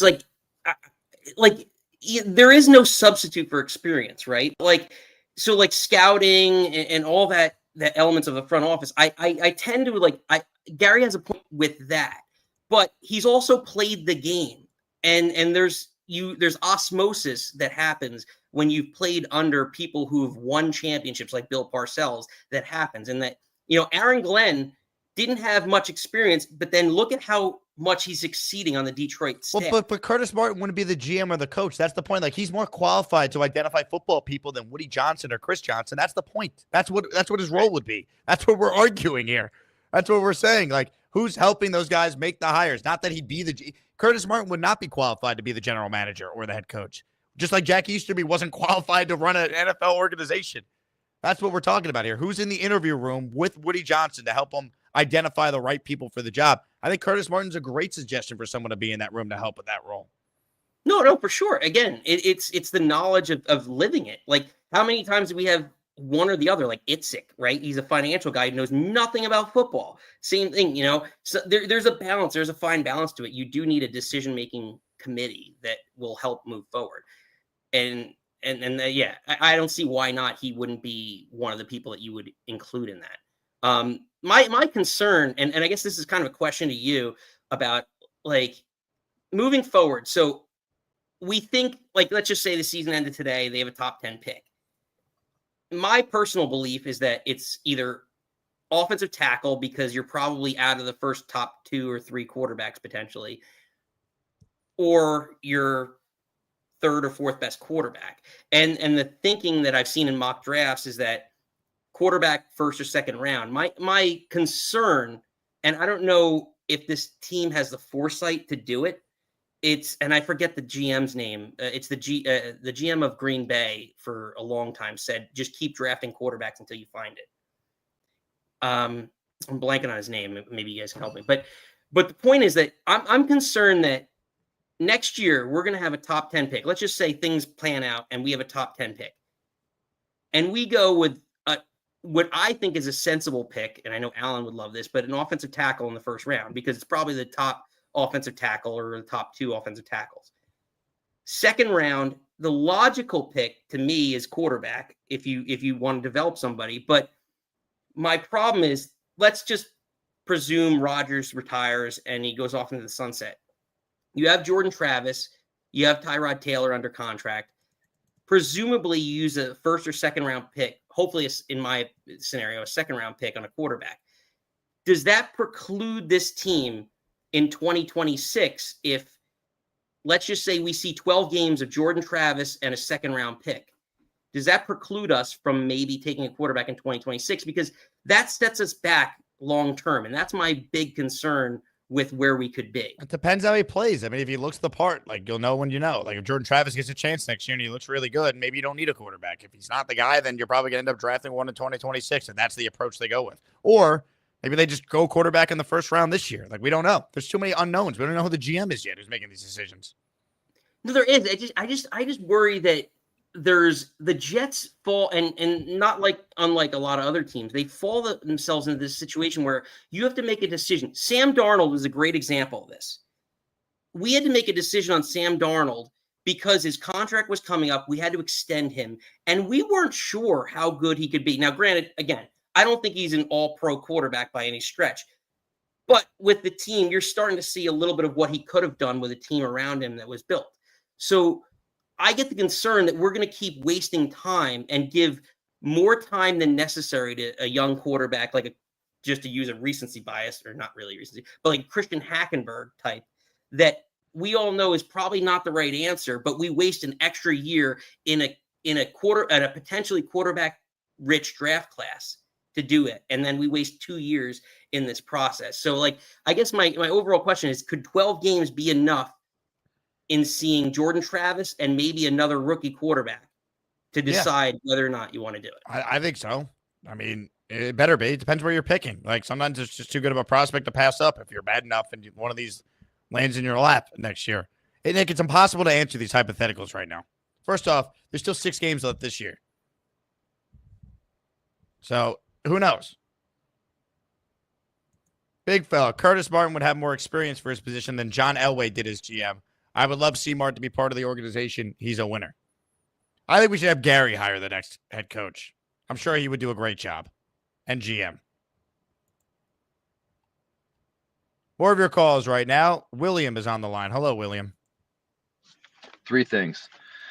1, I'm so sorry for Will Parkinson, because that guy stands behind us. He's like, I was running a 6'7" as a tight end. When someone was questioning, did you ever play football? Damn. You know what I mean? Like, that's not, we're all just trying to draw positive as what's going forward. I don't like seeing us attack each other. What's I'm confused. You're angry at Will? I don't understand. No. I'm angry for Will because okay. Someone was asking him, did you ever play football before? And Will Parkinson is like, he's like, I played football before. I have this take, and people attack. He's like, they're coming at me on Twitter, whatever. They attack him. People are like, questioning about like about what you're saying about why you should like be gung ho for going forward. And also Gary comes through and says some asinine takes that really is just like I'm like, I love Gary, but is he a troll? Is he worse than Allen? I don't know, man. Like, I'm just saying. Also, the William guy that subscribed to you was me because my debit card, I switched it a whole bunch of times, so it was on pause. Hey, But that's why I welcome, gave William. you. Well, listen, that's why I give you $20 super chat, and also before this phone call hangs up, I'm gonna put up some membership. William. Membership. Yeah, baby. Membership for people. Listen, we're all mad. We're all mad, but I love the fact that you wear your heart in your sleeve and you're a positive person and trying to like take this moving forward. But like you said, there's 6 games left of the season. Hey, if we go 9-8, whatever. But at the same time, we shouldn't be planning like we're used to for the offseason this early, man, with Aaron Rodgers. It's sad. I'm sad. I've been a fan for 28 years. So it's tough. My Pennington to Favre to, oh my God, Mark Sanchez to the Rex Ryan era of which was my heyday, your heyday too. And now we're reduced to this with Aaron Rodgers. So it's like, I don't know, man. I just don't want the hate to go through with other people saying stuff like you're arguing with Gary over like who should be the next, like over a Deacon and Curtis Martin. I'm like, yo, is this guy a troll? Is he like trying to troll you because you're younger? He's like in his Gary's 40s, just a fool. He's a fool. That's what he is. Yeah, I mean, there's no other way around it. I appreciate it, William. Hang in there, all right? Get out of the darkness retreat, and hopefully there'll be some light. There will be. Thank you, Jake. You got it, William. Appreciate the support, man. This is great from Gary here. That was a brutal L Jake took. The worst one yet. Easterby wasn't qualified. Don't know what was positions. Here's Bill Belichick on the record talking specifically about Jack Easterby. Let's pull up the quote here from the article. I mean, Gary, we already read Easterby's resume, by the way. And you obviously are too stupid to listen to the show. I guess your ears are clogged with stupidity, so you didn't hear. He had no personnel experience before he conned Cal McNair into running the Houston Texans with Bill O'Brien. As soon as this loads here. You know what? Let's just do a screen share. Be quicker.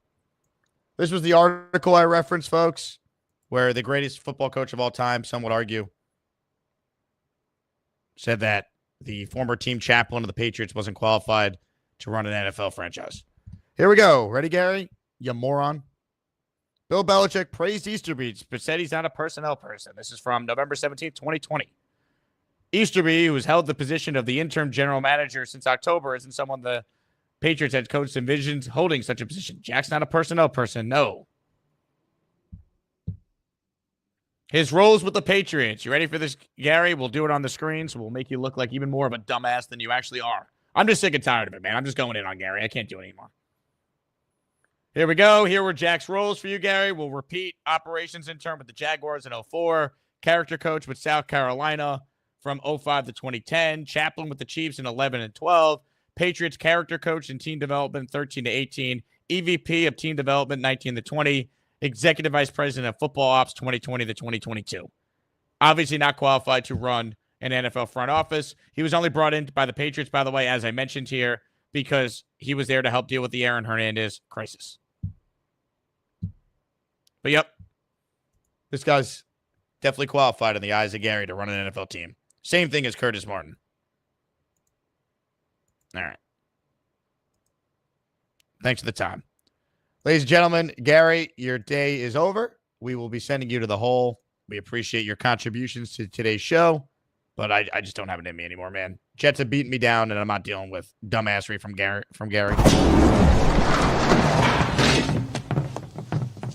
Now look what you've done. No more protection from the Asmaniacs. Had to pull you out of the chat and cast you down with the sodomites. Some time in here will feel like you've been run over by the lane train. You understand me? You catch my drift? Give them another 24 hours to think about it.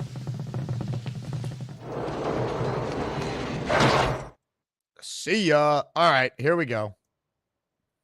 Wow, look at this. William just called in and gave us a 10 spot of channel memberships. William, thank you, sir. Let's read out some names here, then we'll get back to the calls. Ladies and gentlemen, the great William. Here we go. 10 names to read. Captain S.H. Vog, David Gans, Adam S., Admiral Average, TJ, Abby Baby, Rabid Jowla, New Q, all receiving channel memberships. Welcome, welcome, welcome. William, appreciate your support, man. Shake and bake. Sorry, Jake, haven't tuned into lives. Busy with law school. Hopefully we get a top 5 pick, though, and get the coach right. Shake and bake, good to hear from you. Good luck with law school. I mean, at this point, I'm at the stage where I'm not rooting for losses, right? We've done the tanking thing. It doesn't work. There's no one obvious player. But I'm also not going to be devastated if they lose, you know? Now, if they could win a couple games against Miami and Buffalo, great. Stick it to them, especially Miami. But we'll see. Purple Belt Mike's suggestion is we should rename the franchise to Gamecocks. The New York Gamecocks, according to Purple Belt Mike. All right. Mike, thank you. Let's say hi to Stan from Westport, who's next. Hey, Stan. Hey, listen, you wish you had a little Nara Sellers and the Gamecocks coming back the way they won that game against Missouri. So Big that's win for them, yeah. like this year. But listen, as far as the whole brouhaha goes, I really think that you weren't trying to diss religion or being a chaplain or anything. It would be the same as if you said he was the assistant trainer. You know, it just got out of context. And like I said in the little chat waiting room, it's like, we should hold all discussions about religion and politics for the Thanksgiving dinner table so that everybody leaves unhappy. Yeah, it literally has nothing to do with religion. Gary just saw it as an opportunity to be a moron for a change. Yeah, so, I know. I took the bait. I'm as guilty as anyone, but you know what? Sometimes I have to blow off some You're steam on human, videos. man. You're human. I get it. Listen, back to the actual football. So my two observations yesterday were two plays that are kind of, I think I use the word emblematic a lot, but it was. Remember that underneath crossing pattern that Sauce was chasing? Yep. And he just couldn't do anything about it.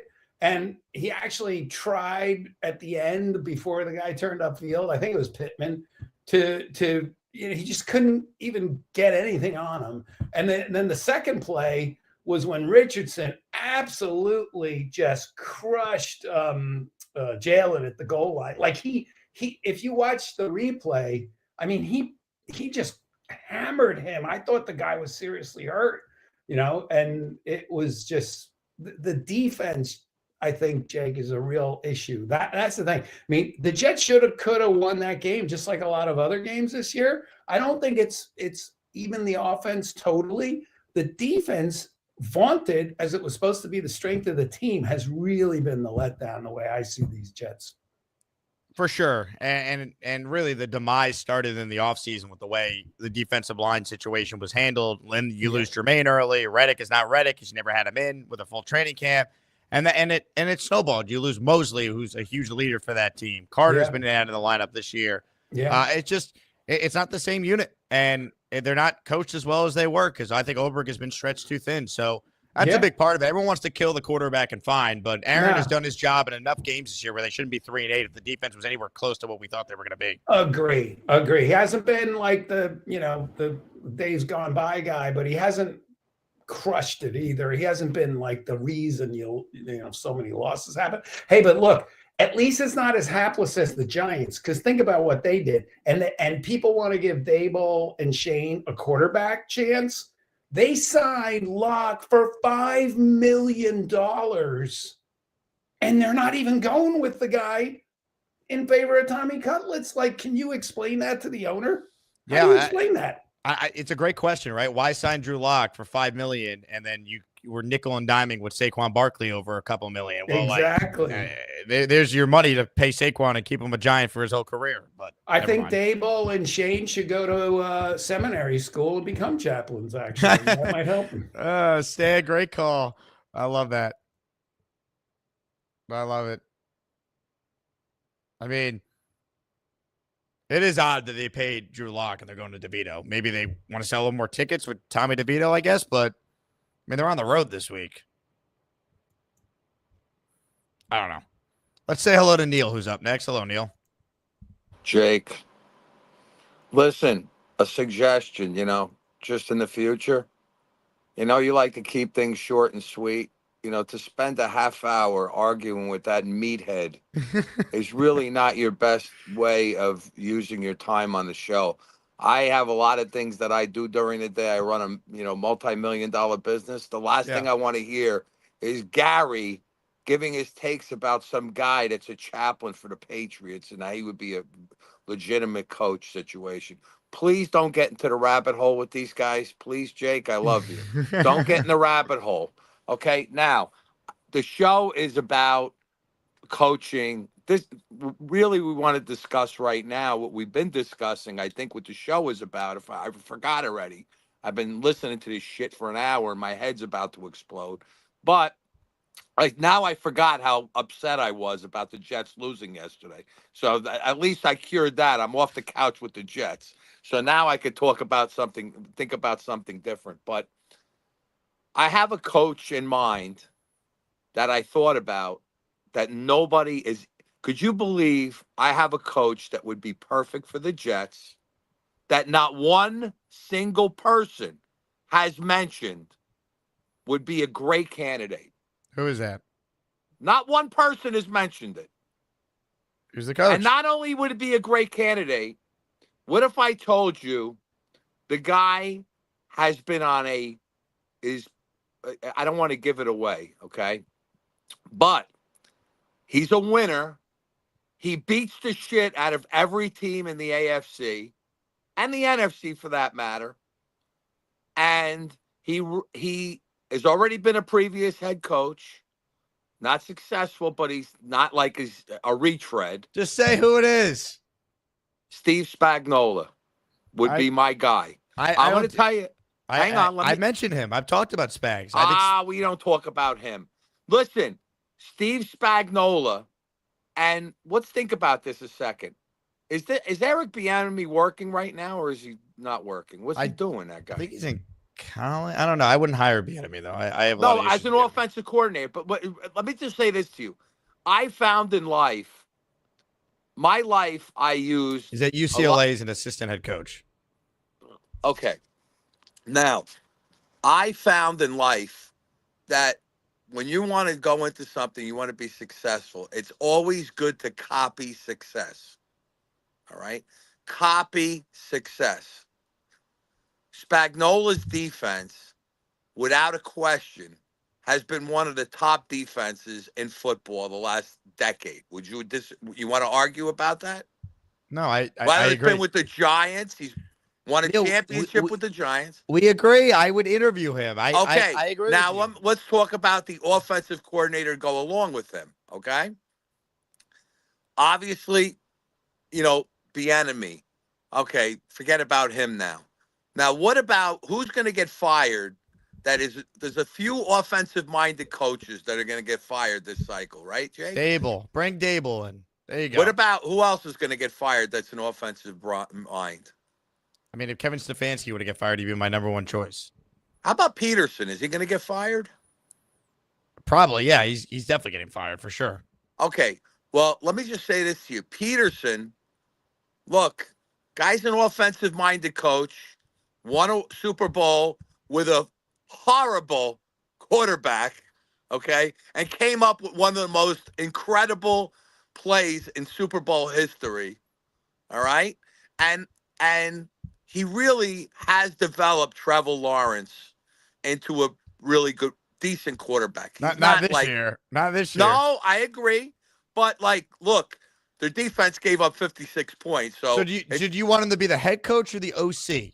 No, he's going to be an OC. So the head coach is Spags, and you want Doug Peterson as the OC. I just want to discuss the OC to go along with Spag. We both agree Spagnuolo would be a nice coach candidate. Would you disagree with that? Look, he was a head coach a long time ago, but I think he's earned. He doesn't even get interviews every hiring cycle, which I think is crazy. And he's coming from a team that's the hottest team in football for the last 3 years. Well, because it's a league where people are not trying to hire defensive-minded guys to begin with. And if you're a defensive-minded guy, they want you to be on the younger side, not a quote-unquote has-been, even though I don't think that's fair to Spags, who's obviously a tremendous defensive coach. A has-been? The guy is a defensive Genius. I agree. mean, I agree. I don't think he's going to be the next Jet head coach, though. I don't think they're going but to wait hire a minute. Think defensive about guy. this a second. Let's just think about this. Okay, because we spend a lot of teams thinking about chicken and Caesar salad. So let's think about something. What do you think's pertinent to the healthier, Jets. Neil? A cigar or a Caesar salad, by the way? All right, wait. So Peters, I mean, if we had Spagnuolo as a head coach and Peterson as an OC, that would be a nice combination. If we had, because the other thing about Peterson is, let's assume that Trevor Lawrence loves Peterson. I would rather have Trevor Lawrence in his 4th or 5th year on a contract. He's not than I going. would to go Neil, hunt he just for the signed next he just signed a coach. huge contract. He's not available. Okay. Nor do Now- I want him. He's very mid. He's very mediocre. All right, he's mediocre. Okay, but with Spagnuolo's defense, he could be good. Now, That another. doesn't help the offense, though. Okay. Now, who else is offensive? What other offensive-minded coach is going to get fired? There's a few of them that are going to get axed. Stefanski. There you go. There's another one. Well, he'd Now- be the head coach I'd hire. He's a 2-time coach of the year. It's not his fault Yeah. Deshaun Watson is a shot player. But what I think though, Jake, is when you're a coach coming off a shitty, like I said, think about this. If you take away this year and Doug Peterson, take away the fact that this year was a catastrophe. Before the start of this year, Jaguars were talked about as being a potential take the next step team that might be a Super Bowl contender. Were they not?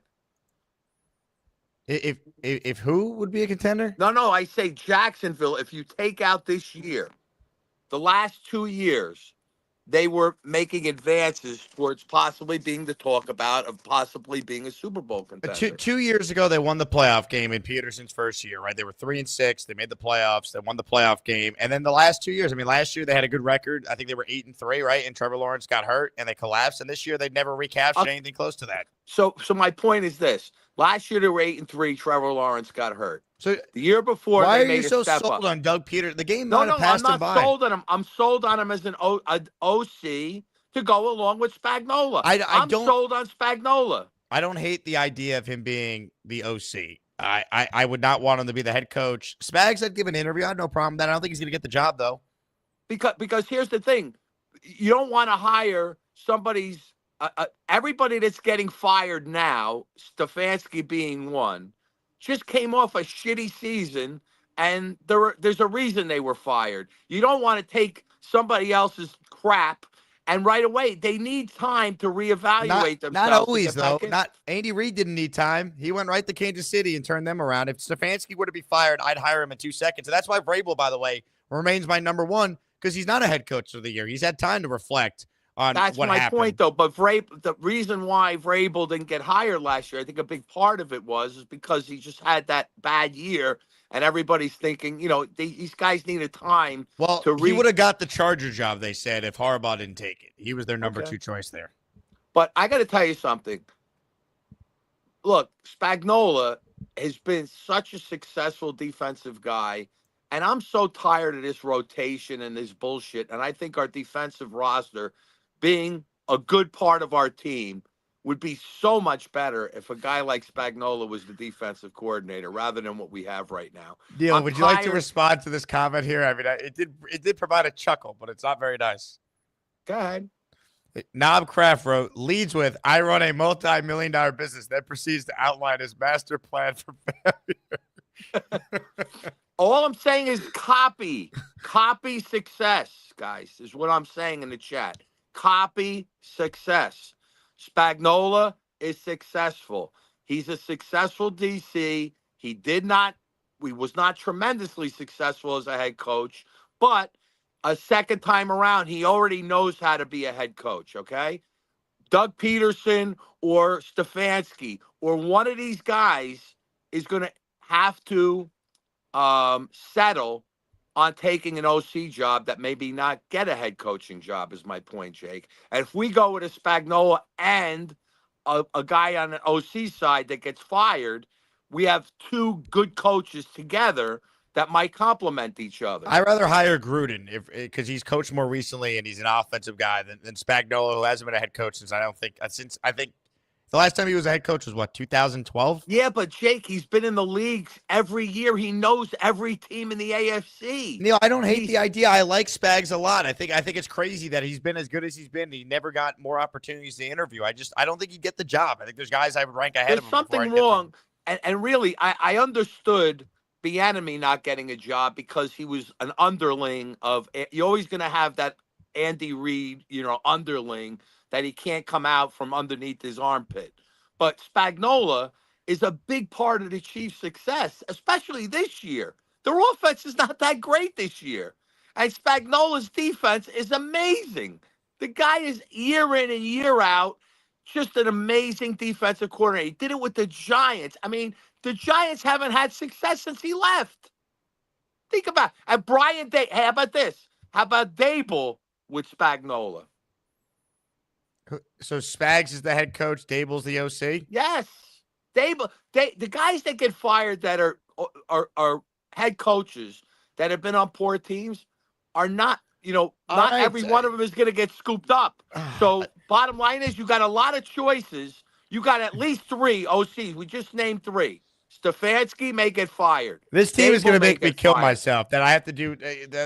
We're spending 25 minutes on if Spags should get Neil. They should interview him. I don't think they should hire him as the head coach, but I'm willing to hear it out. I just think that's a nice. It's a fine suggestion. I've mentioned him before. I'm with you. I think he deserves to be I only heard more. it one. I don't remember hearing it, but I heard it one time maybe. But we've been talking about a million coaches. I know because this team's 3-8 and they're making us all want to kill ourselves. But at least we're going to talk about coaches. I really don't want to talk about draft picks. Please, let's not get to the draft already. This last caller with the draft picks. I want to pull my little hair out of my head. There is no, and I don't want to hear about Brock Bowers anymore. What about Caesar salads? Your thoughts on Caesar salads? Hey, we'll talk cigarettes? about shit like that. Look, that we have plenty of time to do also. But I will say this to you, Jake. With 2 weeks off, yes. The only thing I'm thinking about is this: the only possibility here. I can't believe that Rodgers is washed. I can't wrap my head around that because. And it's the easy thing to say that he's washed, right? And certainly the eyeball test is there. But God almighty, if you give me a Denver Bronco fan that didn't say Russell Wilson was washed as he possibly could be, and God damn it, if it's not, I would not be surprised if the Pittsburgh Steelers are in the championship game with Russell Wilson at quarterback right now. Well, and that just goes back to what we were saying, though. As good as the coach is, he's going to be the reason why they win a lot of games. Now, if he could do it, and I think Aaron Rodgers, a big part of his problems is I think he has lower body injuries that I think, and we'll see. That's the other thing, Jake.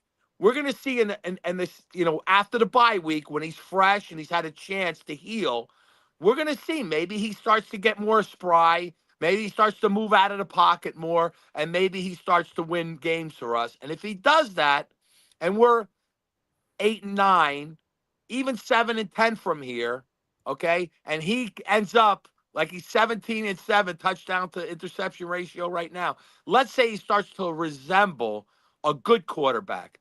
Now what do we do, Jake? Now what do we do? And he says he wants to run it back because he doesn't want to learn a new offense. These goddamn exploding cigars. I gotta go, Jake. I'll call back later. Shit. If that happens, then you're open to the idea of him being the bridge with, to me, still drafting a quarterback behind him. I think it's a lot to ask for, though, Neil. There's been no evidence of that. It's getting worse, not better. And he's not on the injury report anymore. So by all accounts, he's healthy. I mean, the last 2 weeks, Rodgers, I saw, was 1 of 6 on passes thrown more than 10 yards downfield. He's not even looking through his progressions right now. He's so afraid of getting hit.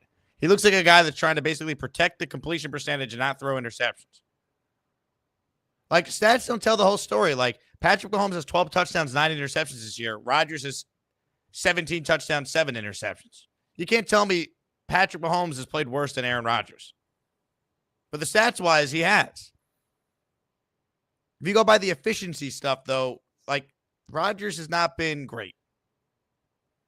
He's given them chances to win. He's better than what they had last year and any other quarterback since Fitz in 2015. But let's see. You know what? I hope he looks good the final 6 games. If he plays how you're saying, then this job is easier to sell to someone. Like, hey, you get Rodgers for a year, you get to draft your quarterback. You don't need to play that guy right away. The roster's pretty competitive. You could do what the Chargers just did. Hey, Jim Harbaugh, look at the roster. You could be pretty good next year. AFC's wide open. 5 wins to the playoffs. You could sell that, but it feels like a strong hypothetical right now. Now, look, we're almost 2 hours in. There's a bunch of you still on hold. So we're going to take a quick commercial break. We'll come back. We'll get right into more of your calls here. I appreciate everyone still tuning in the show. We'll be right back. But first, let's give you something fun to enjoy in the meantime. Look at Bobby, my friend. I told you I'd be here. Of course. How long does it take to get to 5 minutes, we're going to be there with all the crew, Bobby. Yeah, I know. We get the big spell. Thank you, sir. What team do you like in football? Get your feet in, Bob. Well, that girl was hot that took us.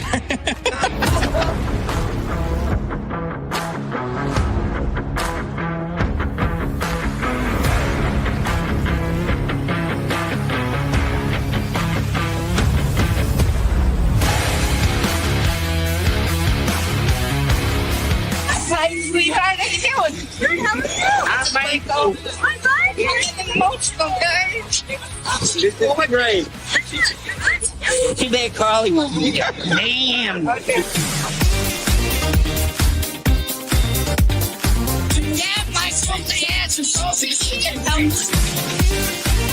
I gonna be able to walk? I was gonna clean my room until I got high.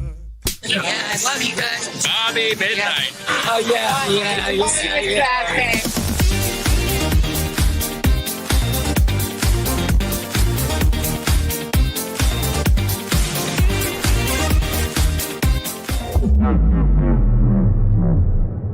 Who's the stars and bright stars through the peril of fighting? We're so gallantly streaming, and the rockets' red glare may prove to the night that a flag was still there. Of the sea, yeah, go Jets, baby! We will rock you, oh, Bobby. No points yet.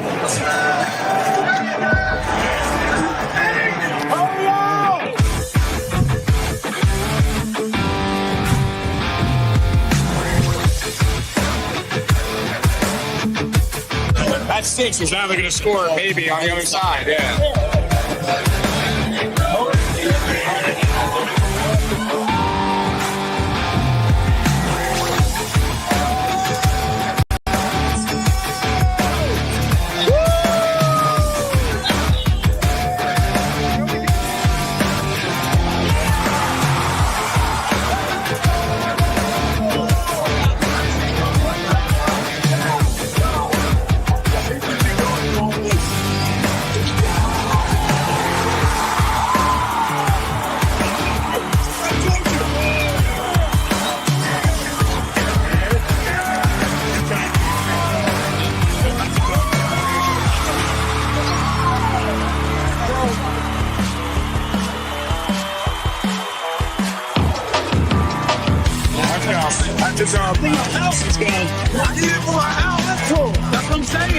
Hey, the Asmaniacs were here to save the day.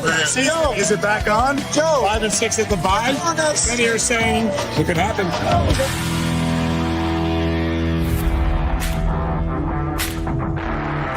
You did it. And it wasn't easy for the Jets. But wins a win. And we're on. And we're good.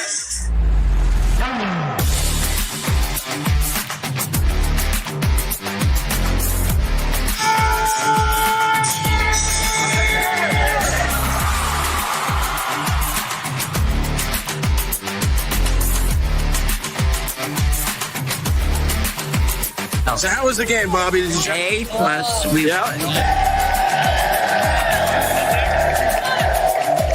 We got what's his name driving? Yeah, I'm done. Closing down jet life. I love Nick Shine. Evan Martin, where you going? Hopefully, are we going with Bobby? It's like the scene at the end of The Longest Yard.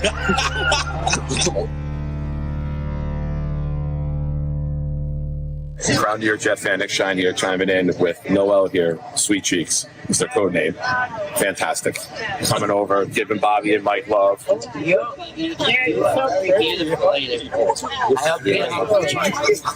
going back to where you live, New Jersey and New York. I'm from Queens. I was born and raised, but I went to You're from Queens? I'm from Queens. I love you guys. Love you too. You're the best too. You guys Gator. Let's get a jet. Let's get a jet. Go get him, Jet. Win, baby. Give me this cup.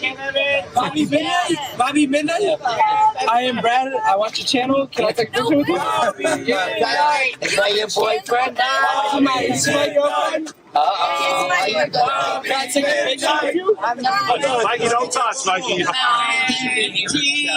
I love you. I know you're beautiful. Remember, all right, what's their YouTube? I have it on my. No. I already told you. What's the YouTube? I'm drunk. Oh, that's my Oh, she's very pretty. No, I'm not. You project. Bobby Midnight. What time did you meet him? I got it. What time did you meet him? 12:14. Midnight. Midnight. Bobby Midnight. Just remember midnight. I told everyone we'll have floor, but the referee took that away. Guys, he's the fucking Halloween. And it's Halloween. All right, Bobby and Mike, you guys head back to the hotel. It's time to film a new episode of Crankshangers. Race is on. Bobby Midnight. Bobby Midnight. Oh, come on. So long, farewell, ciao, arrivederci, au revoir, and bon voyage, sayonara, I'll be the same. Farewell, farewell, and adieu, my Spanish ladies, farewell to you. Until the next time we meet, goodbye, goodbye, goodbye, goodbye.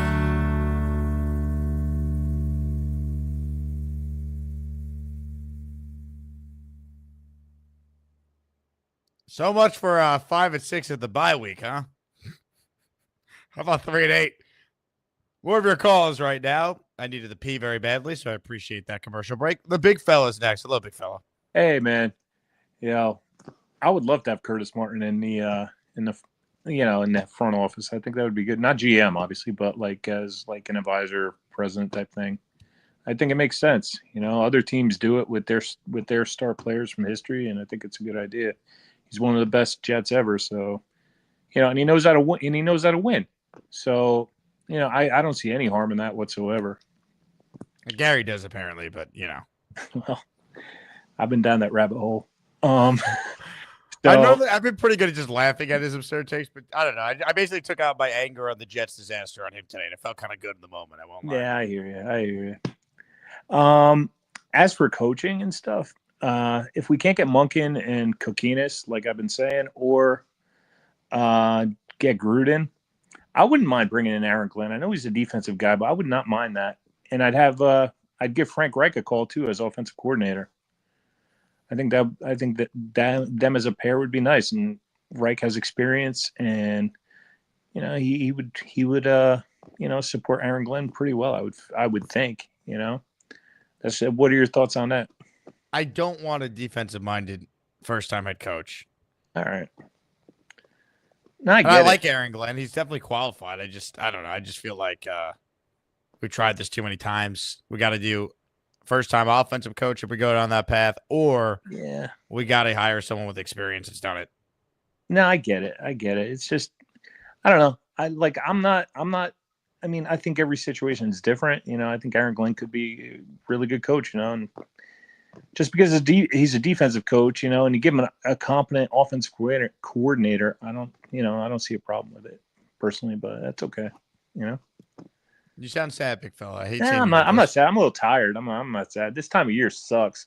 Getting dark at like 5 o'clock, and it sucks. But and we suck. So it's kind of it's not too much to be happy about, but whatever. So anyway, the we have to look forward to next year. That's it. Big fella, hang in there. All right, man. Got you. You hang in there too. Oh, we're trying. From big fella to Rob the Jet fan. Hello, Rob. Hey, buddy. Big fella, it's called seasonal depression. It happens all the time when the Jets end. That's why they say just end the season. Well, the problem is there's still somehow 6 games left. I know. Oh, my God, mercy. But I tell you, Jake, I don't understand why more people are not on the Vrabel train. I mean, I really think that he just sounds like the logical choice. Like, I heard my Goomba there, Neil, and he's talking about Spags. And Spags is phenomenal defensive coordinator. Phenomenal. But when he went to be a head coach, he was not good at all. It doesn't automatically mean first time or even the second time around you're going to be a good head coach. It doesn't always work that way. You're hoping that people learn from their past mistakes and they become better, but it necessarily doesn't mean for sure it's going to happen. So you know what, Jake? We're to the point right now, Jake, that we got to stop with the ifs, ands, and buts, and I hope so and stuff. I don't want this to be a complete rebuild. I really don't. I want this to be a retool. I'm in agreement with you. We have a nucleus still of a good team, okay? All right. And we know those players without even mentioning it. If we go through the defense, the Quincy and Quinian and JJ, and we don't have to go through this. Wait. Quinnen. Did you call him Quinian? That was great. Did I say that? I meant Quinnen. Quinnen, right? Quinian. I like that. You like Quinian better? I've never heard anyone refer to him as Quinian, so that I enjoyed it. Thank you. Well, I meant Quinnen. Sorry, Quincy and JJ, and we have the nucleus, and then we got Brees, and I'm telling you, Jake, he's young enough. We can't let Brees go. I know that the life expansion on a running back is short, but you know what? I don't think we can let him go yet. He's playing so well. He's under contract. You don't have to. He's signed for at least another year, and then I would use the franchise tag on him too before I would even consider losing him. I mean, you either extend him early. I mean, Brees doesn't turn 24 years old till May. Like he's still young and could be an electrifying player for years to come for this team. He's not going anywhere. Good. Because I don't want him to go anywhere because you see how that guy can take over a game. I mean, we were getting our asses kicked in, and he just a little dump pass to him, and look what he can do. This guy, This guy's magic. And I will push back on one thing about Aaron Rodgers, and I would bring Aaron Rodgers back next year. And I'll tell you the reason why, Jake. I look at it this way. I hear everything that you're saying, and it's valid. He is not the quarterback he used to be. But at the end of the day, Jake, 17 touchdowns, 7 interceptions. And I know it's not indicative of the way he played, the eye test. I get all that. But still, 17 and 7 is correct. Okay? And you look at this, and the way I look at it is like this, Jake. If we let him go and he's not willing to change his offense, then yes, we let him go. But if he's willing to change and adapt to what we need to do, yeah, I want him as a bridge quarterback because who's out there, even if he's not as good as he used to be, who's out there who has the knowledge that he has, who could teach the guy that we draft? I mean, is Jacoby Brissett going to teach him the way Aaron Rodgers knows? Is he going to teach what's his name? The other guy, Gardner Minshew, is going to teach our next quarterback how to be a good quarterback? I mean, you don't think Tyrod Taylor, like just to play devil's advocate here, you don't think Tyrod Taylor, who's under contract, can't work with a rookie as a dredge? Jake, he's not Aaron Rodgers. How did Jordan I get Love it, but like, it's not just like Aaron. Like, if he's here next year, we're just delaying the cap hit this team is eventually going to have to take, and his play no longer justifies dealing with that. Like it's beyond just like, oh, you want him here next year because you don't think he's completely washed. And I can be swayed. Honestly, I was pro until this past week. Rob, until this past week, I was pro bring Rodgers back next year with a better coach, but it's alarming to watch him play right now. It is. I don't care if statistically he didn't look so bad. You can't tell me he played well yesterday. He did. He got a couple great individual plays from Brees and Devontae with Yak, and they didn't have a first down until 2 minutes left in the first half. Like this was a Zach Wilson quarterback game for most of that game yesterday. Let's be real. I agree. But you know what, Jake? But then there's those times like the other game, not the Arizona game, the other game where he went like 15 for 18 the second part of the game, and he threw 3 touchdowns. Yeah. At times, he can do that too. You know what? Gardner Minshew on his best day will never do that. Brissett will never do that. But he's not doing that often enough to justify necessarily bringing him back. I'm saying the bridge quarterback, because you know what? Look how Jordan Love turned out. And you're not going to tell me that was not learning from one of the best top 5 quarterbacks of all time in Aaron Rodgers? You don't think that's the reason why Jordan Love is as good as he is today? I think so. That's part. But like, if you bring Rodgers back, there's just too many things that you would have to sell me on as well if you're going to do that. Like, I need to know who the head coach is. They got to be running a modern offense. I don't care what offense Aaron wants to do. Like, there's 6 games left. If he shows some competency here down the stretch, then that will have an influence on some things. But right now, if you ask me what would I do, I would have a clean break with everyone associated with the power structure of this team. New GM, new coach, new quarterback. All right, then what do we do? Who's going to be our bridge quarterback? Who's going to teach the guy that we draft? Tyrod, Jordan Travis, and I draft a rookie, or I'll look into some of the other quarterback options that potentially become available. Well, get ready for a bumpy road then. I mean, it's going to be bumpy. Well, yeah, but Rob, the 3-8 with Aaron Rodgers this year, it's already a bumpy road. But I think a lot of that is coaching. I'm going to stick by that. I think our coaching is so freaking bad, Jake, is the reason why we're 3-8. And you agree upon that even today. You're not going to tell me that this team should be 3-8. Of course, but let's not act like Rodgers has played well. Like, he's missing guys that are open downfield. Andrew Fialco did the film breakdown on JetX today. I was looking at it. We're going to show it tomorrow when he comes on the show. Okay. There's guys open. He's not pulling the trigger. He's become a one-read quarterback. They're putting 8 guys in the box. That's what we killed Zach Wilson for, because they had no threat of throwing downfield, so they'd stack the box, and Brees was inept and couldn't do anything. Or Brees was nullified, not inept. He was nullified for being able to be Brees. Like, these things we're talking about are with Aaron Rodgers at quarterback. He's going to be better at age 42 next year. There's just too many things that have to happen before I'm sold on bringing Aaron back for one more year. I'm with you there. But what did you say? Until this past week, you were all in for bringing him back. Because we were 2 games removed from that half against the Texans I was at.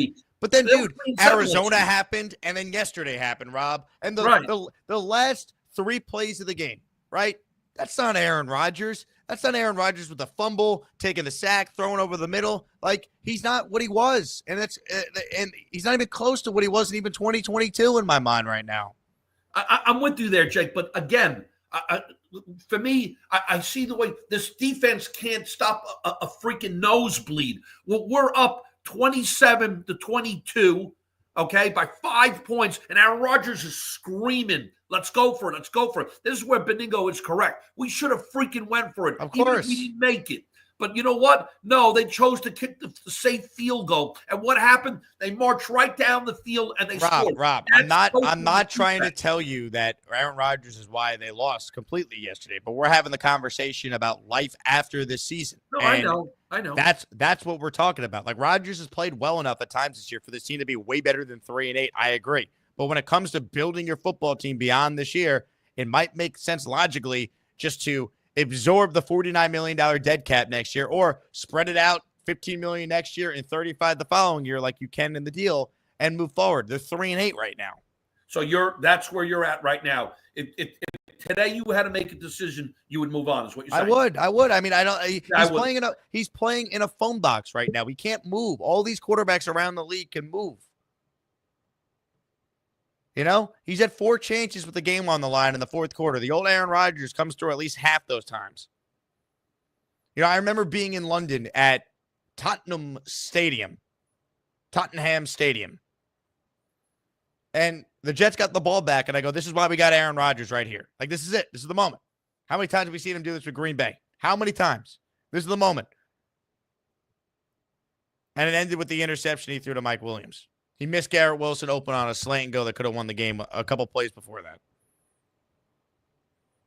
And I really don't want to kill Aaron. Like, I'm as big of an Aaron Rodgers guy as anyone. He was always my favorite quarterback to watch before he was ever a Jet. I've always been a Rodgers guy. I've had Aaron Rodgers on my fantasy football team probably more than most people have been alive. Right? Like, Aaron's always been my guy. I'm a huge Rodgers fan.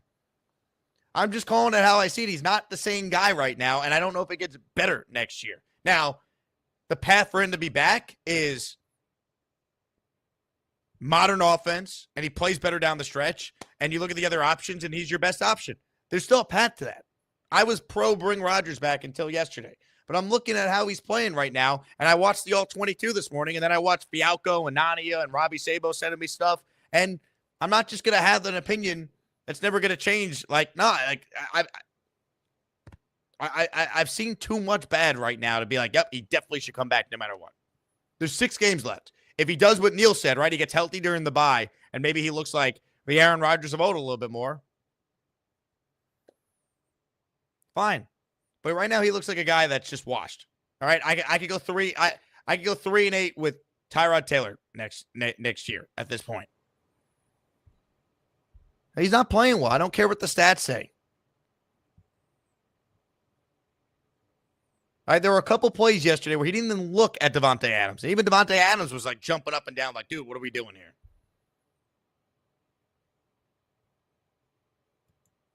And once again, I don't want to put it all on Aaron Rodgers why they lost yesterday. But we're no longer talking about this game yesterday. We're talking about this team beyond these final 6 games. With a new GM, a new coach coming in, if they decide they want to move on from Aaron Rodgers, I don't blame them. They might decide that, like Rex Ryan on the radio this morning on DiPietro and Rothenberg said he'd want the Jet job and he'd want Rodgers to be his quarterback, assuming he was all in. And talked about running a modern offense and all that. He's like, I'd love to coach Aaron Rodgers for a year. Some coaches are going to feel that. Mike Vrabel might want Rodgers for a year while knowing he could draft his quarterback and he doesn't have to win right away. And that kid could sit.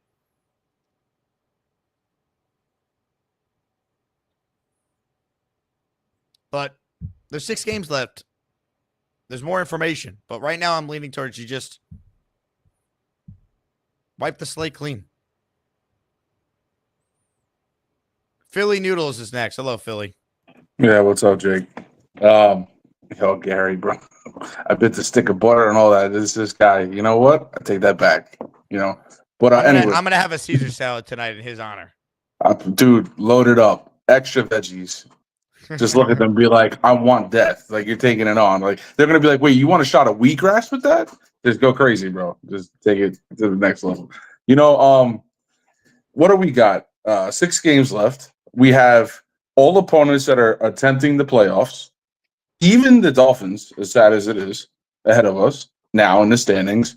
So if you don't pull out both of those wins or only one, you maybe beat the Jaguars, I hope. That's 2 more wins. That puts us now at 5-12. So a 5-12 team, because I hate to say it, he isn't what we thought he'd be after a year from Achilles tear. It is the truth. It's just the truth. People need to understand it. We wanted it to be different. We wanted him to be different. We wanted his play to be different. But he's even said it. He's not to his own standard. Now, also, the body language is not good, man. It's just not his energy level is not where I thought it would be. I thought he would be. I think being a Jet, unfortunately, because we're the Jets, is beating him down to a pulp. I really do. Like, this is not the same guy that walked through that press conference and talked about the Super Bowl III trophy looking lonely. He doesn't have the bravado that made him great anymore because he knows he's no longer that internally, I believe. Yeah, he ran out that tunnel. I don't know if everyone remembers what he said. He said that running out the tunnel with that flag that night, he said that feeling was surreal. He's chasing that. Like, we were chasing that. And it's not his fault. It's not, like, whatever which way we want to say whose fault is what. It's not. It doesn't matter. The fact is that the Jets haven't had an identity since the Rex Ryan era. So the way you get that in nowadays football is hiring extra personnel in the building, whatever it takes to get it done. And then you get you a head coach that doesn't care, who understands that's how you're going to get it done, and then let him figure out his staff. But that's how that's got to go. There's no way it doesn't go that way. Like, it is the new wave of football. Get your extra personnel in the building, whether it's Curtis Martin, whoever it is. For God's sakes, the Warriors guy came over and joined the staff with the Commanders. Are we kidding? A bet exec jumped ship, and you're like, it just, something has to give. It has to start internally there. The Johnsons have to hire somebody, and then everything should trickle down over time.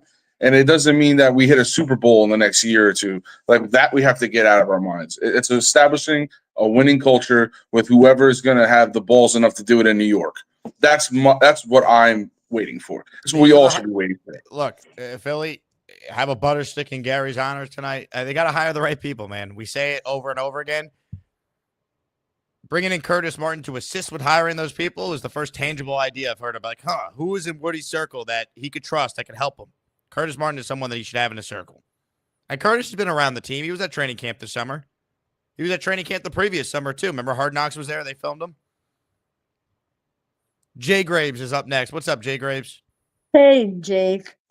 First, I want to say it was awesome going to the game with Nick and his son on Sunday. We did have those great seats. I just snuck in there. I love that. I'm glad you got to go with them. That's awesome. Oh, it was a beautiful day again. I am unfortunately no longer their good luck charm, but I am the weather good luck charm because it's been beautiful every single game I've gotten. That's right. I don't know if you remember, but back in the summer when I was not excited yet, and I said I worry about Hackett and I worry about Keith Carter. Yep. And if Hackett had stayed the gold zone guru, whatever, and we had brought in another OC, I would have felt better. I just didn't trust him. And I cannot wait till we get rid of Keith Carter. No, you were right. And my thing with Hackett was I really thought Aaron's greatness would be able to overcome Hackett not being a good coach. But the problem is Aaron's not what he was. I thought he'd be better than the version we got this year. Even if he wasn't MVP Rodgers, I still thought he'd be a top 10 quarterback in the league this season, and he's not. And none of us saw that coming. I mean, who had that on their bingo card? Nobody. And even like Aaron, watching him, like the game has passed him by. Like he needs to adapt or die. Like I hate to say it, but like you talked about like Garrett Wilson was on Debo's podcast. It's like, yeah, the dude's got like 55 different hand signals for every which way. Like it's ridiculous. And this poor kid, that's probably why he had that slump in the beginning. He's got to learn all these stupid hand signals. Now he's thinking and he's not just playing. So that brings me to one of my points. I'm afraid Garrett Wilson's like, peace out. When he's done with 5 years and he's a free agent, is he even going to want to sign here? Like, who knows? And I hate that we might lose talent. Same thing with Brees. Like, he's on year 4 next year. Yeah, we can franchise tag him, but he's special. He's like a CMC. Like, they're all going to go somewhere and do great things because our coaching staff sucks and ruin them. Like, and Aaron, I'm not looking forward to running it back, but who else are we going to get? It's like, what's better that's out there, really? Unless he, adapts and does something. But I want Rabel for the coach. I'm in that camp where I don't think he's coming. I think he hates the Jets like Bill Belichick hates us. I know money talks and everybody has their price, but that money might have to be real high for him to come. I'm not so sure. I get it. And good call, Jay Graves. I'm glad you had a good weather day at the game. I can't say you had a good time given the outcome. But, I mean, the tailgate that Nick Shine did and company looked awesome. So I'm glad you guys got to go. I don't put Vrabel in like that Belichick category. I don't. He never coached under Belichick. He played for him a long time ago. Now, Mike Vrabel comes from the Bill O'Brien coaching tree, if we're being honest. He was a DC with the Texans. They were 32nd or 31st, and then he became a head coach in Tennessee, which just shows you, by the way, completely different roles, right? But go look at Mike Vrabel's defenses last year in Houston, and then he became a head coach. It was funny. He got mocked by every Texan fan. Oh, wow, Mike Vrabel got a head coaching job. Don't let the door hit you on the way out, a-hole. And then he owned the Texans and was a great coach in Tennessee for a while.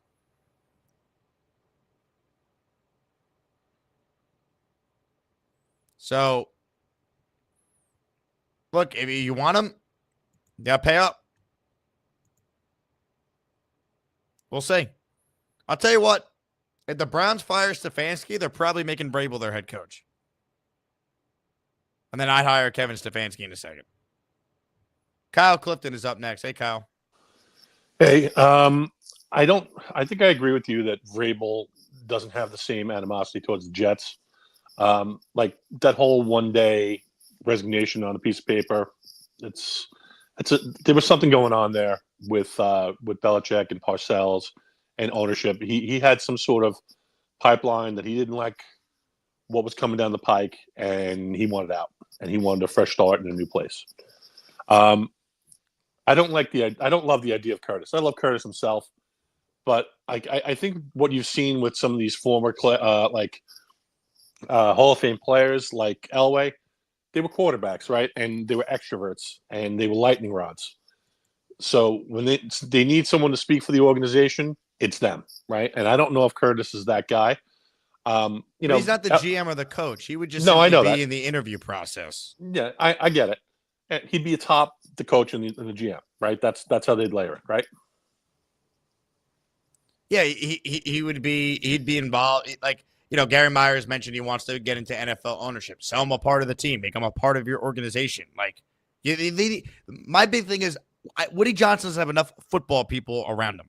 Smart football people. Curtis Martin is a smart football person who wants to get into ownership, is a legendary Jet, would have a lot of cachet with the Johnson family. The fan base would trust him. That, to me, is a good PR move and just a good football move. It might very well be a good PR move, but I see Elway as someone who had Elway won a Super Bowl. I mean, he wasn't that bad. He got Peyton Manning to go there, so that matters. Right, and he was the son of a coach, and he had business experience outside of football.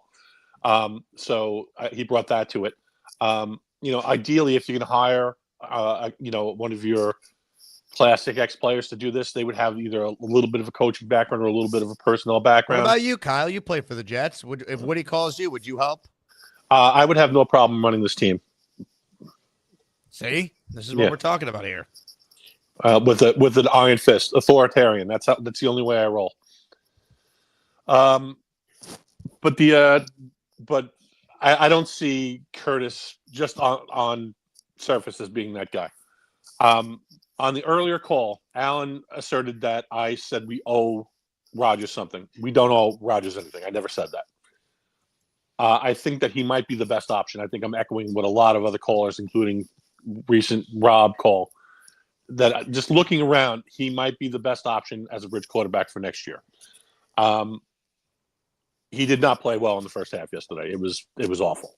He played much better in the second half, and you've seen a little bit of that.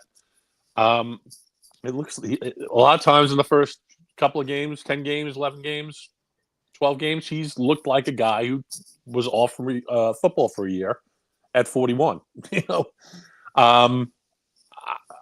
So why is it going to be better next year? I don't know. I don't know that it will be, but I don't think it'll be. I think that some of your other options may be worse, and I don't like this quarterback class. So while I wouldn't be averse to taking one in one of the later rounds, I'm looking at those first-round quarterbacks, and I'm shaking my head a lot. I just think that there are some other needs on this team, most notably now defensive line, that with a top 10 pick, we would probably better serve taking one of those players. That might be true, but that doesn't mean that they should bring Rodgers back just based off that.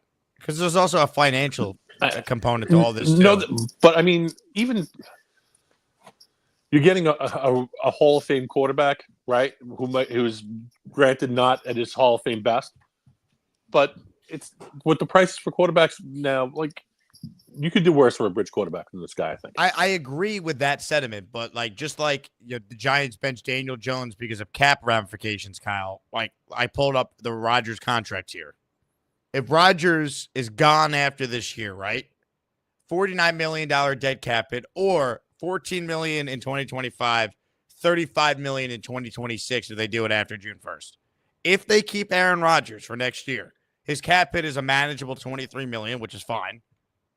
That's why they structured the deal the way they did, to basically give yourself 3 years of Rodgers, which was the original plan. $63 million dead cap in 2026, or $21 million dead cap in 26, $42 million in 2027. If you keep Aaron Rodgers for next year just to be bad again or be mediocre, you're hurting your future down the line for no reason. So he could play the rest of the way, and you could argue he's the best option. But is he enough of a better option to justify potentially screwing up a couple of years from now, your 2026 cap, and then in 2027, $42 million of dead money. Now, the cap goes up every year. That's not a catastrophic dead number, right? The Jets right now, I think, have almost $50 million in dead cap this year, which is terrible. But that's another reason why Joe Douglas has got to go. But his play is not worth justifying that right now, is my point. If you move on now, you deal with it, you get it out of the way, you still can be competitive next year if, I don't know, you get the right coach in here, right? Look at Denver's cap situation. Russell Wilson is counting for like $80 million against their cap this year. They're probably going to make the playoffs. It can be done. Like that's what you're weighing. I still think Aaron's probably their best option among other quarterbacks. But I don't think he justifies the enormous cap ramifications of keeping him for another year. He's got to show a lot over the next 6. And even if he does that, I don't want him running this offense next year. I want a modern offense.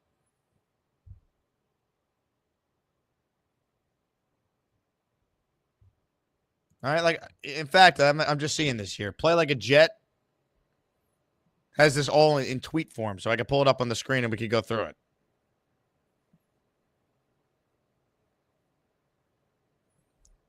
So I'll pull it up on the screen and we could all go through it. Because like I think this is also a big part of the salary cap ramification with the Aaron Rodgers debate for next year. Like basically, the longer you keep Aaron Rodgers, the more cost prohibitive it is down the line. And obviously, if he was having a good year, it's a no-brainer you keep him for $23 million as your cap it next year because you're in a win-now situation. If you didn't win the Super Bowl this year, you'd be trying to run it back and go for it next year. That's what we all thought. But here it is on the screen. Can you justify keeping 42-year-old Aaron Rodgers at the end of next year and then dealing with $63 million in dead cap in 2026 or spreading it out to $21 million and then $42 million? I don't think you can right now. It hasn't worked. It's not all him. They should have won yesterday, and he wasn't good yesterday, but they should have still won. They should have beat New England, right? They could have beat Denver with a better kicker. Could have beat Buffalo. Like, we understand, but it hasn't worked. All right? And I don't think it's necessarily to get better next year. I think it can get a little better, right? Here's the comp. Nate Hackett, year 1 with Russell Wilson. Disaster. They gave Sean Payton 1 year with Russ. Ultimately, it didn't work. Payton was ready to move off of him, even though Russ did play better than how Russ did with Hackett. And it was the right move.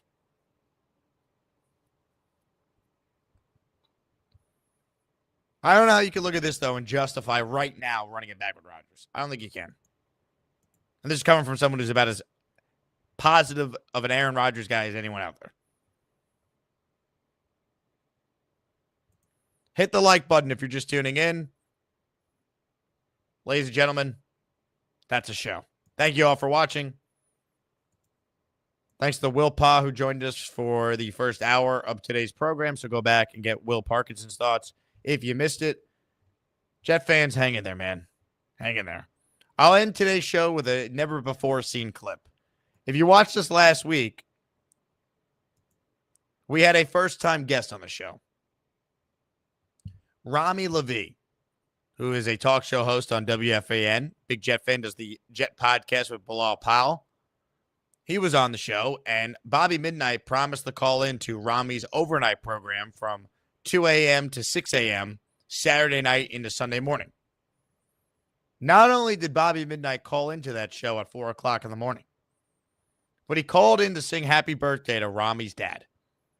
Ladies and gentlemen, I present a little Bobby Midnight. Have a good night, everybody. We're back tomorrow with Robbie Sabo at 9:30 a.m. Eastern.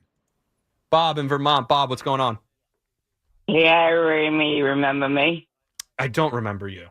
I'm sorry. On Jake Asman's show. Oh, Bob! Of course I remember you. Yes, Bob. How you doing, man? You came on the Jake Asman show. You are one of the exceptional callers who call into that show. And so Jake was kind enough to have me on as a guest this week. If you don't know, Jake Asman is a big content creator for the Jets. He does incredible work on the Jake Asman show. and you call up all the time. I knew I recognized the name Bob in Vermont. Bob, how you doing, man? Good. I want to do something special for your dad, okay? Okay, I can't wait for I this. do that on Jake's show all the time. Okay, what's your dad's name? Ito. It's Ito, I Hebrew. want to sing Hebrew, happy yes. birthday to you. Are you going to sing happy What's birthday his right name? now? Yes. Go if for you it. Mind, if you don't mind. I love this. Please. Okay, what's his name? Ito, still. Ito. Or Dr. Lavi works. Maybe that's why he's disappointed Okay, I'll in me. do Ito. I can't remember that other one. Ito's good, right? Yeah, perfect. Okay, I'll sing happy birthday to Ito. Go ahead. Right. Okay. Happy birthday to you. Happy birthday to you. Happy birthday to Ito. Happy birthday to you. Bob, And I love you. Thank you so much. That was incredible.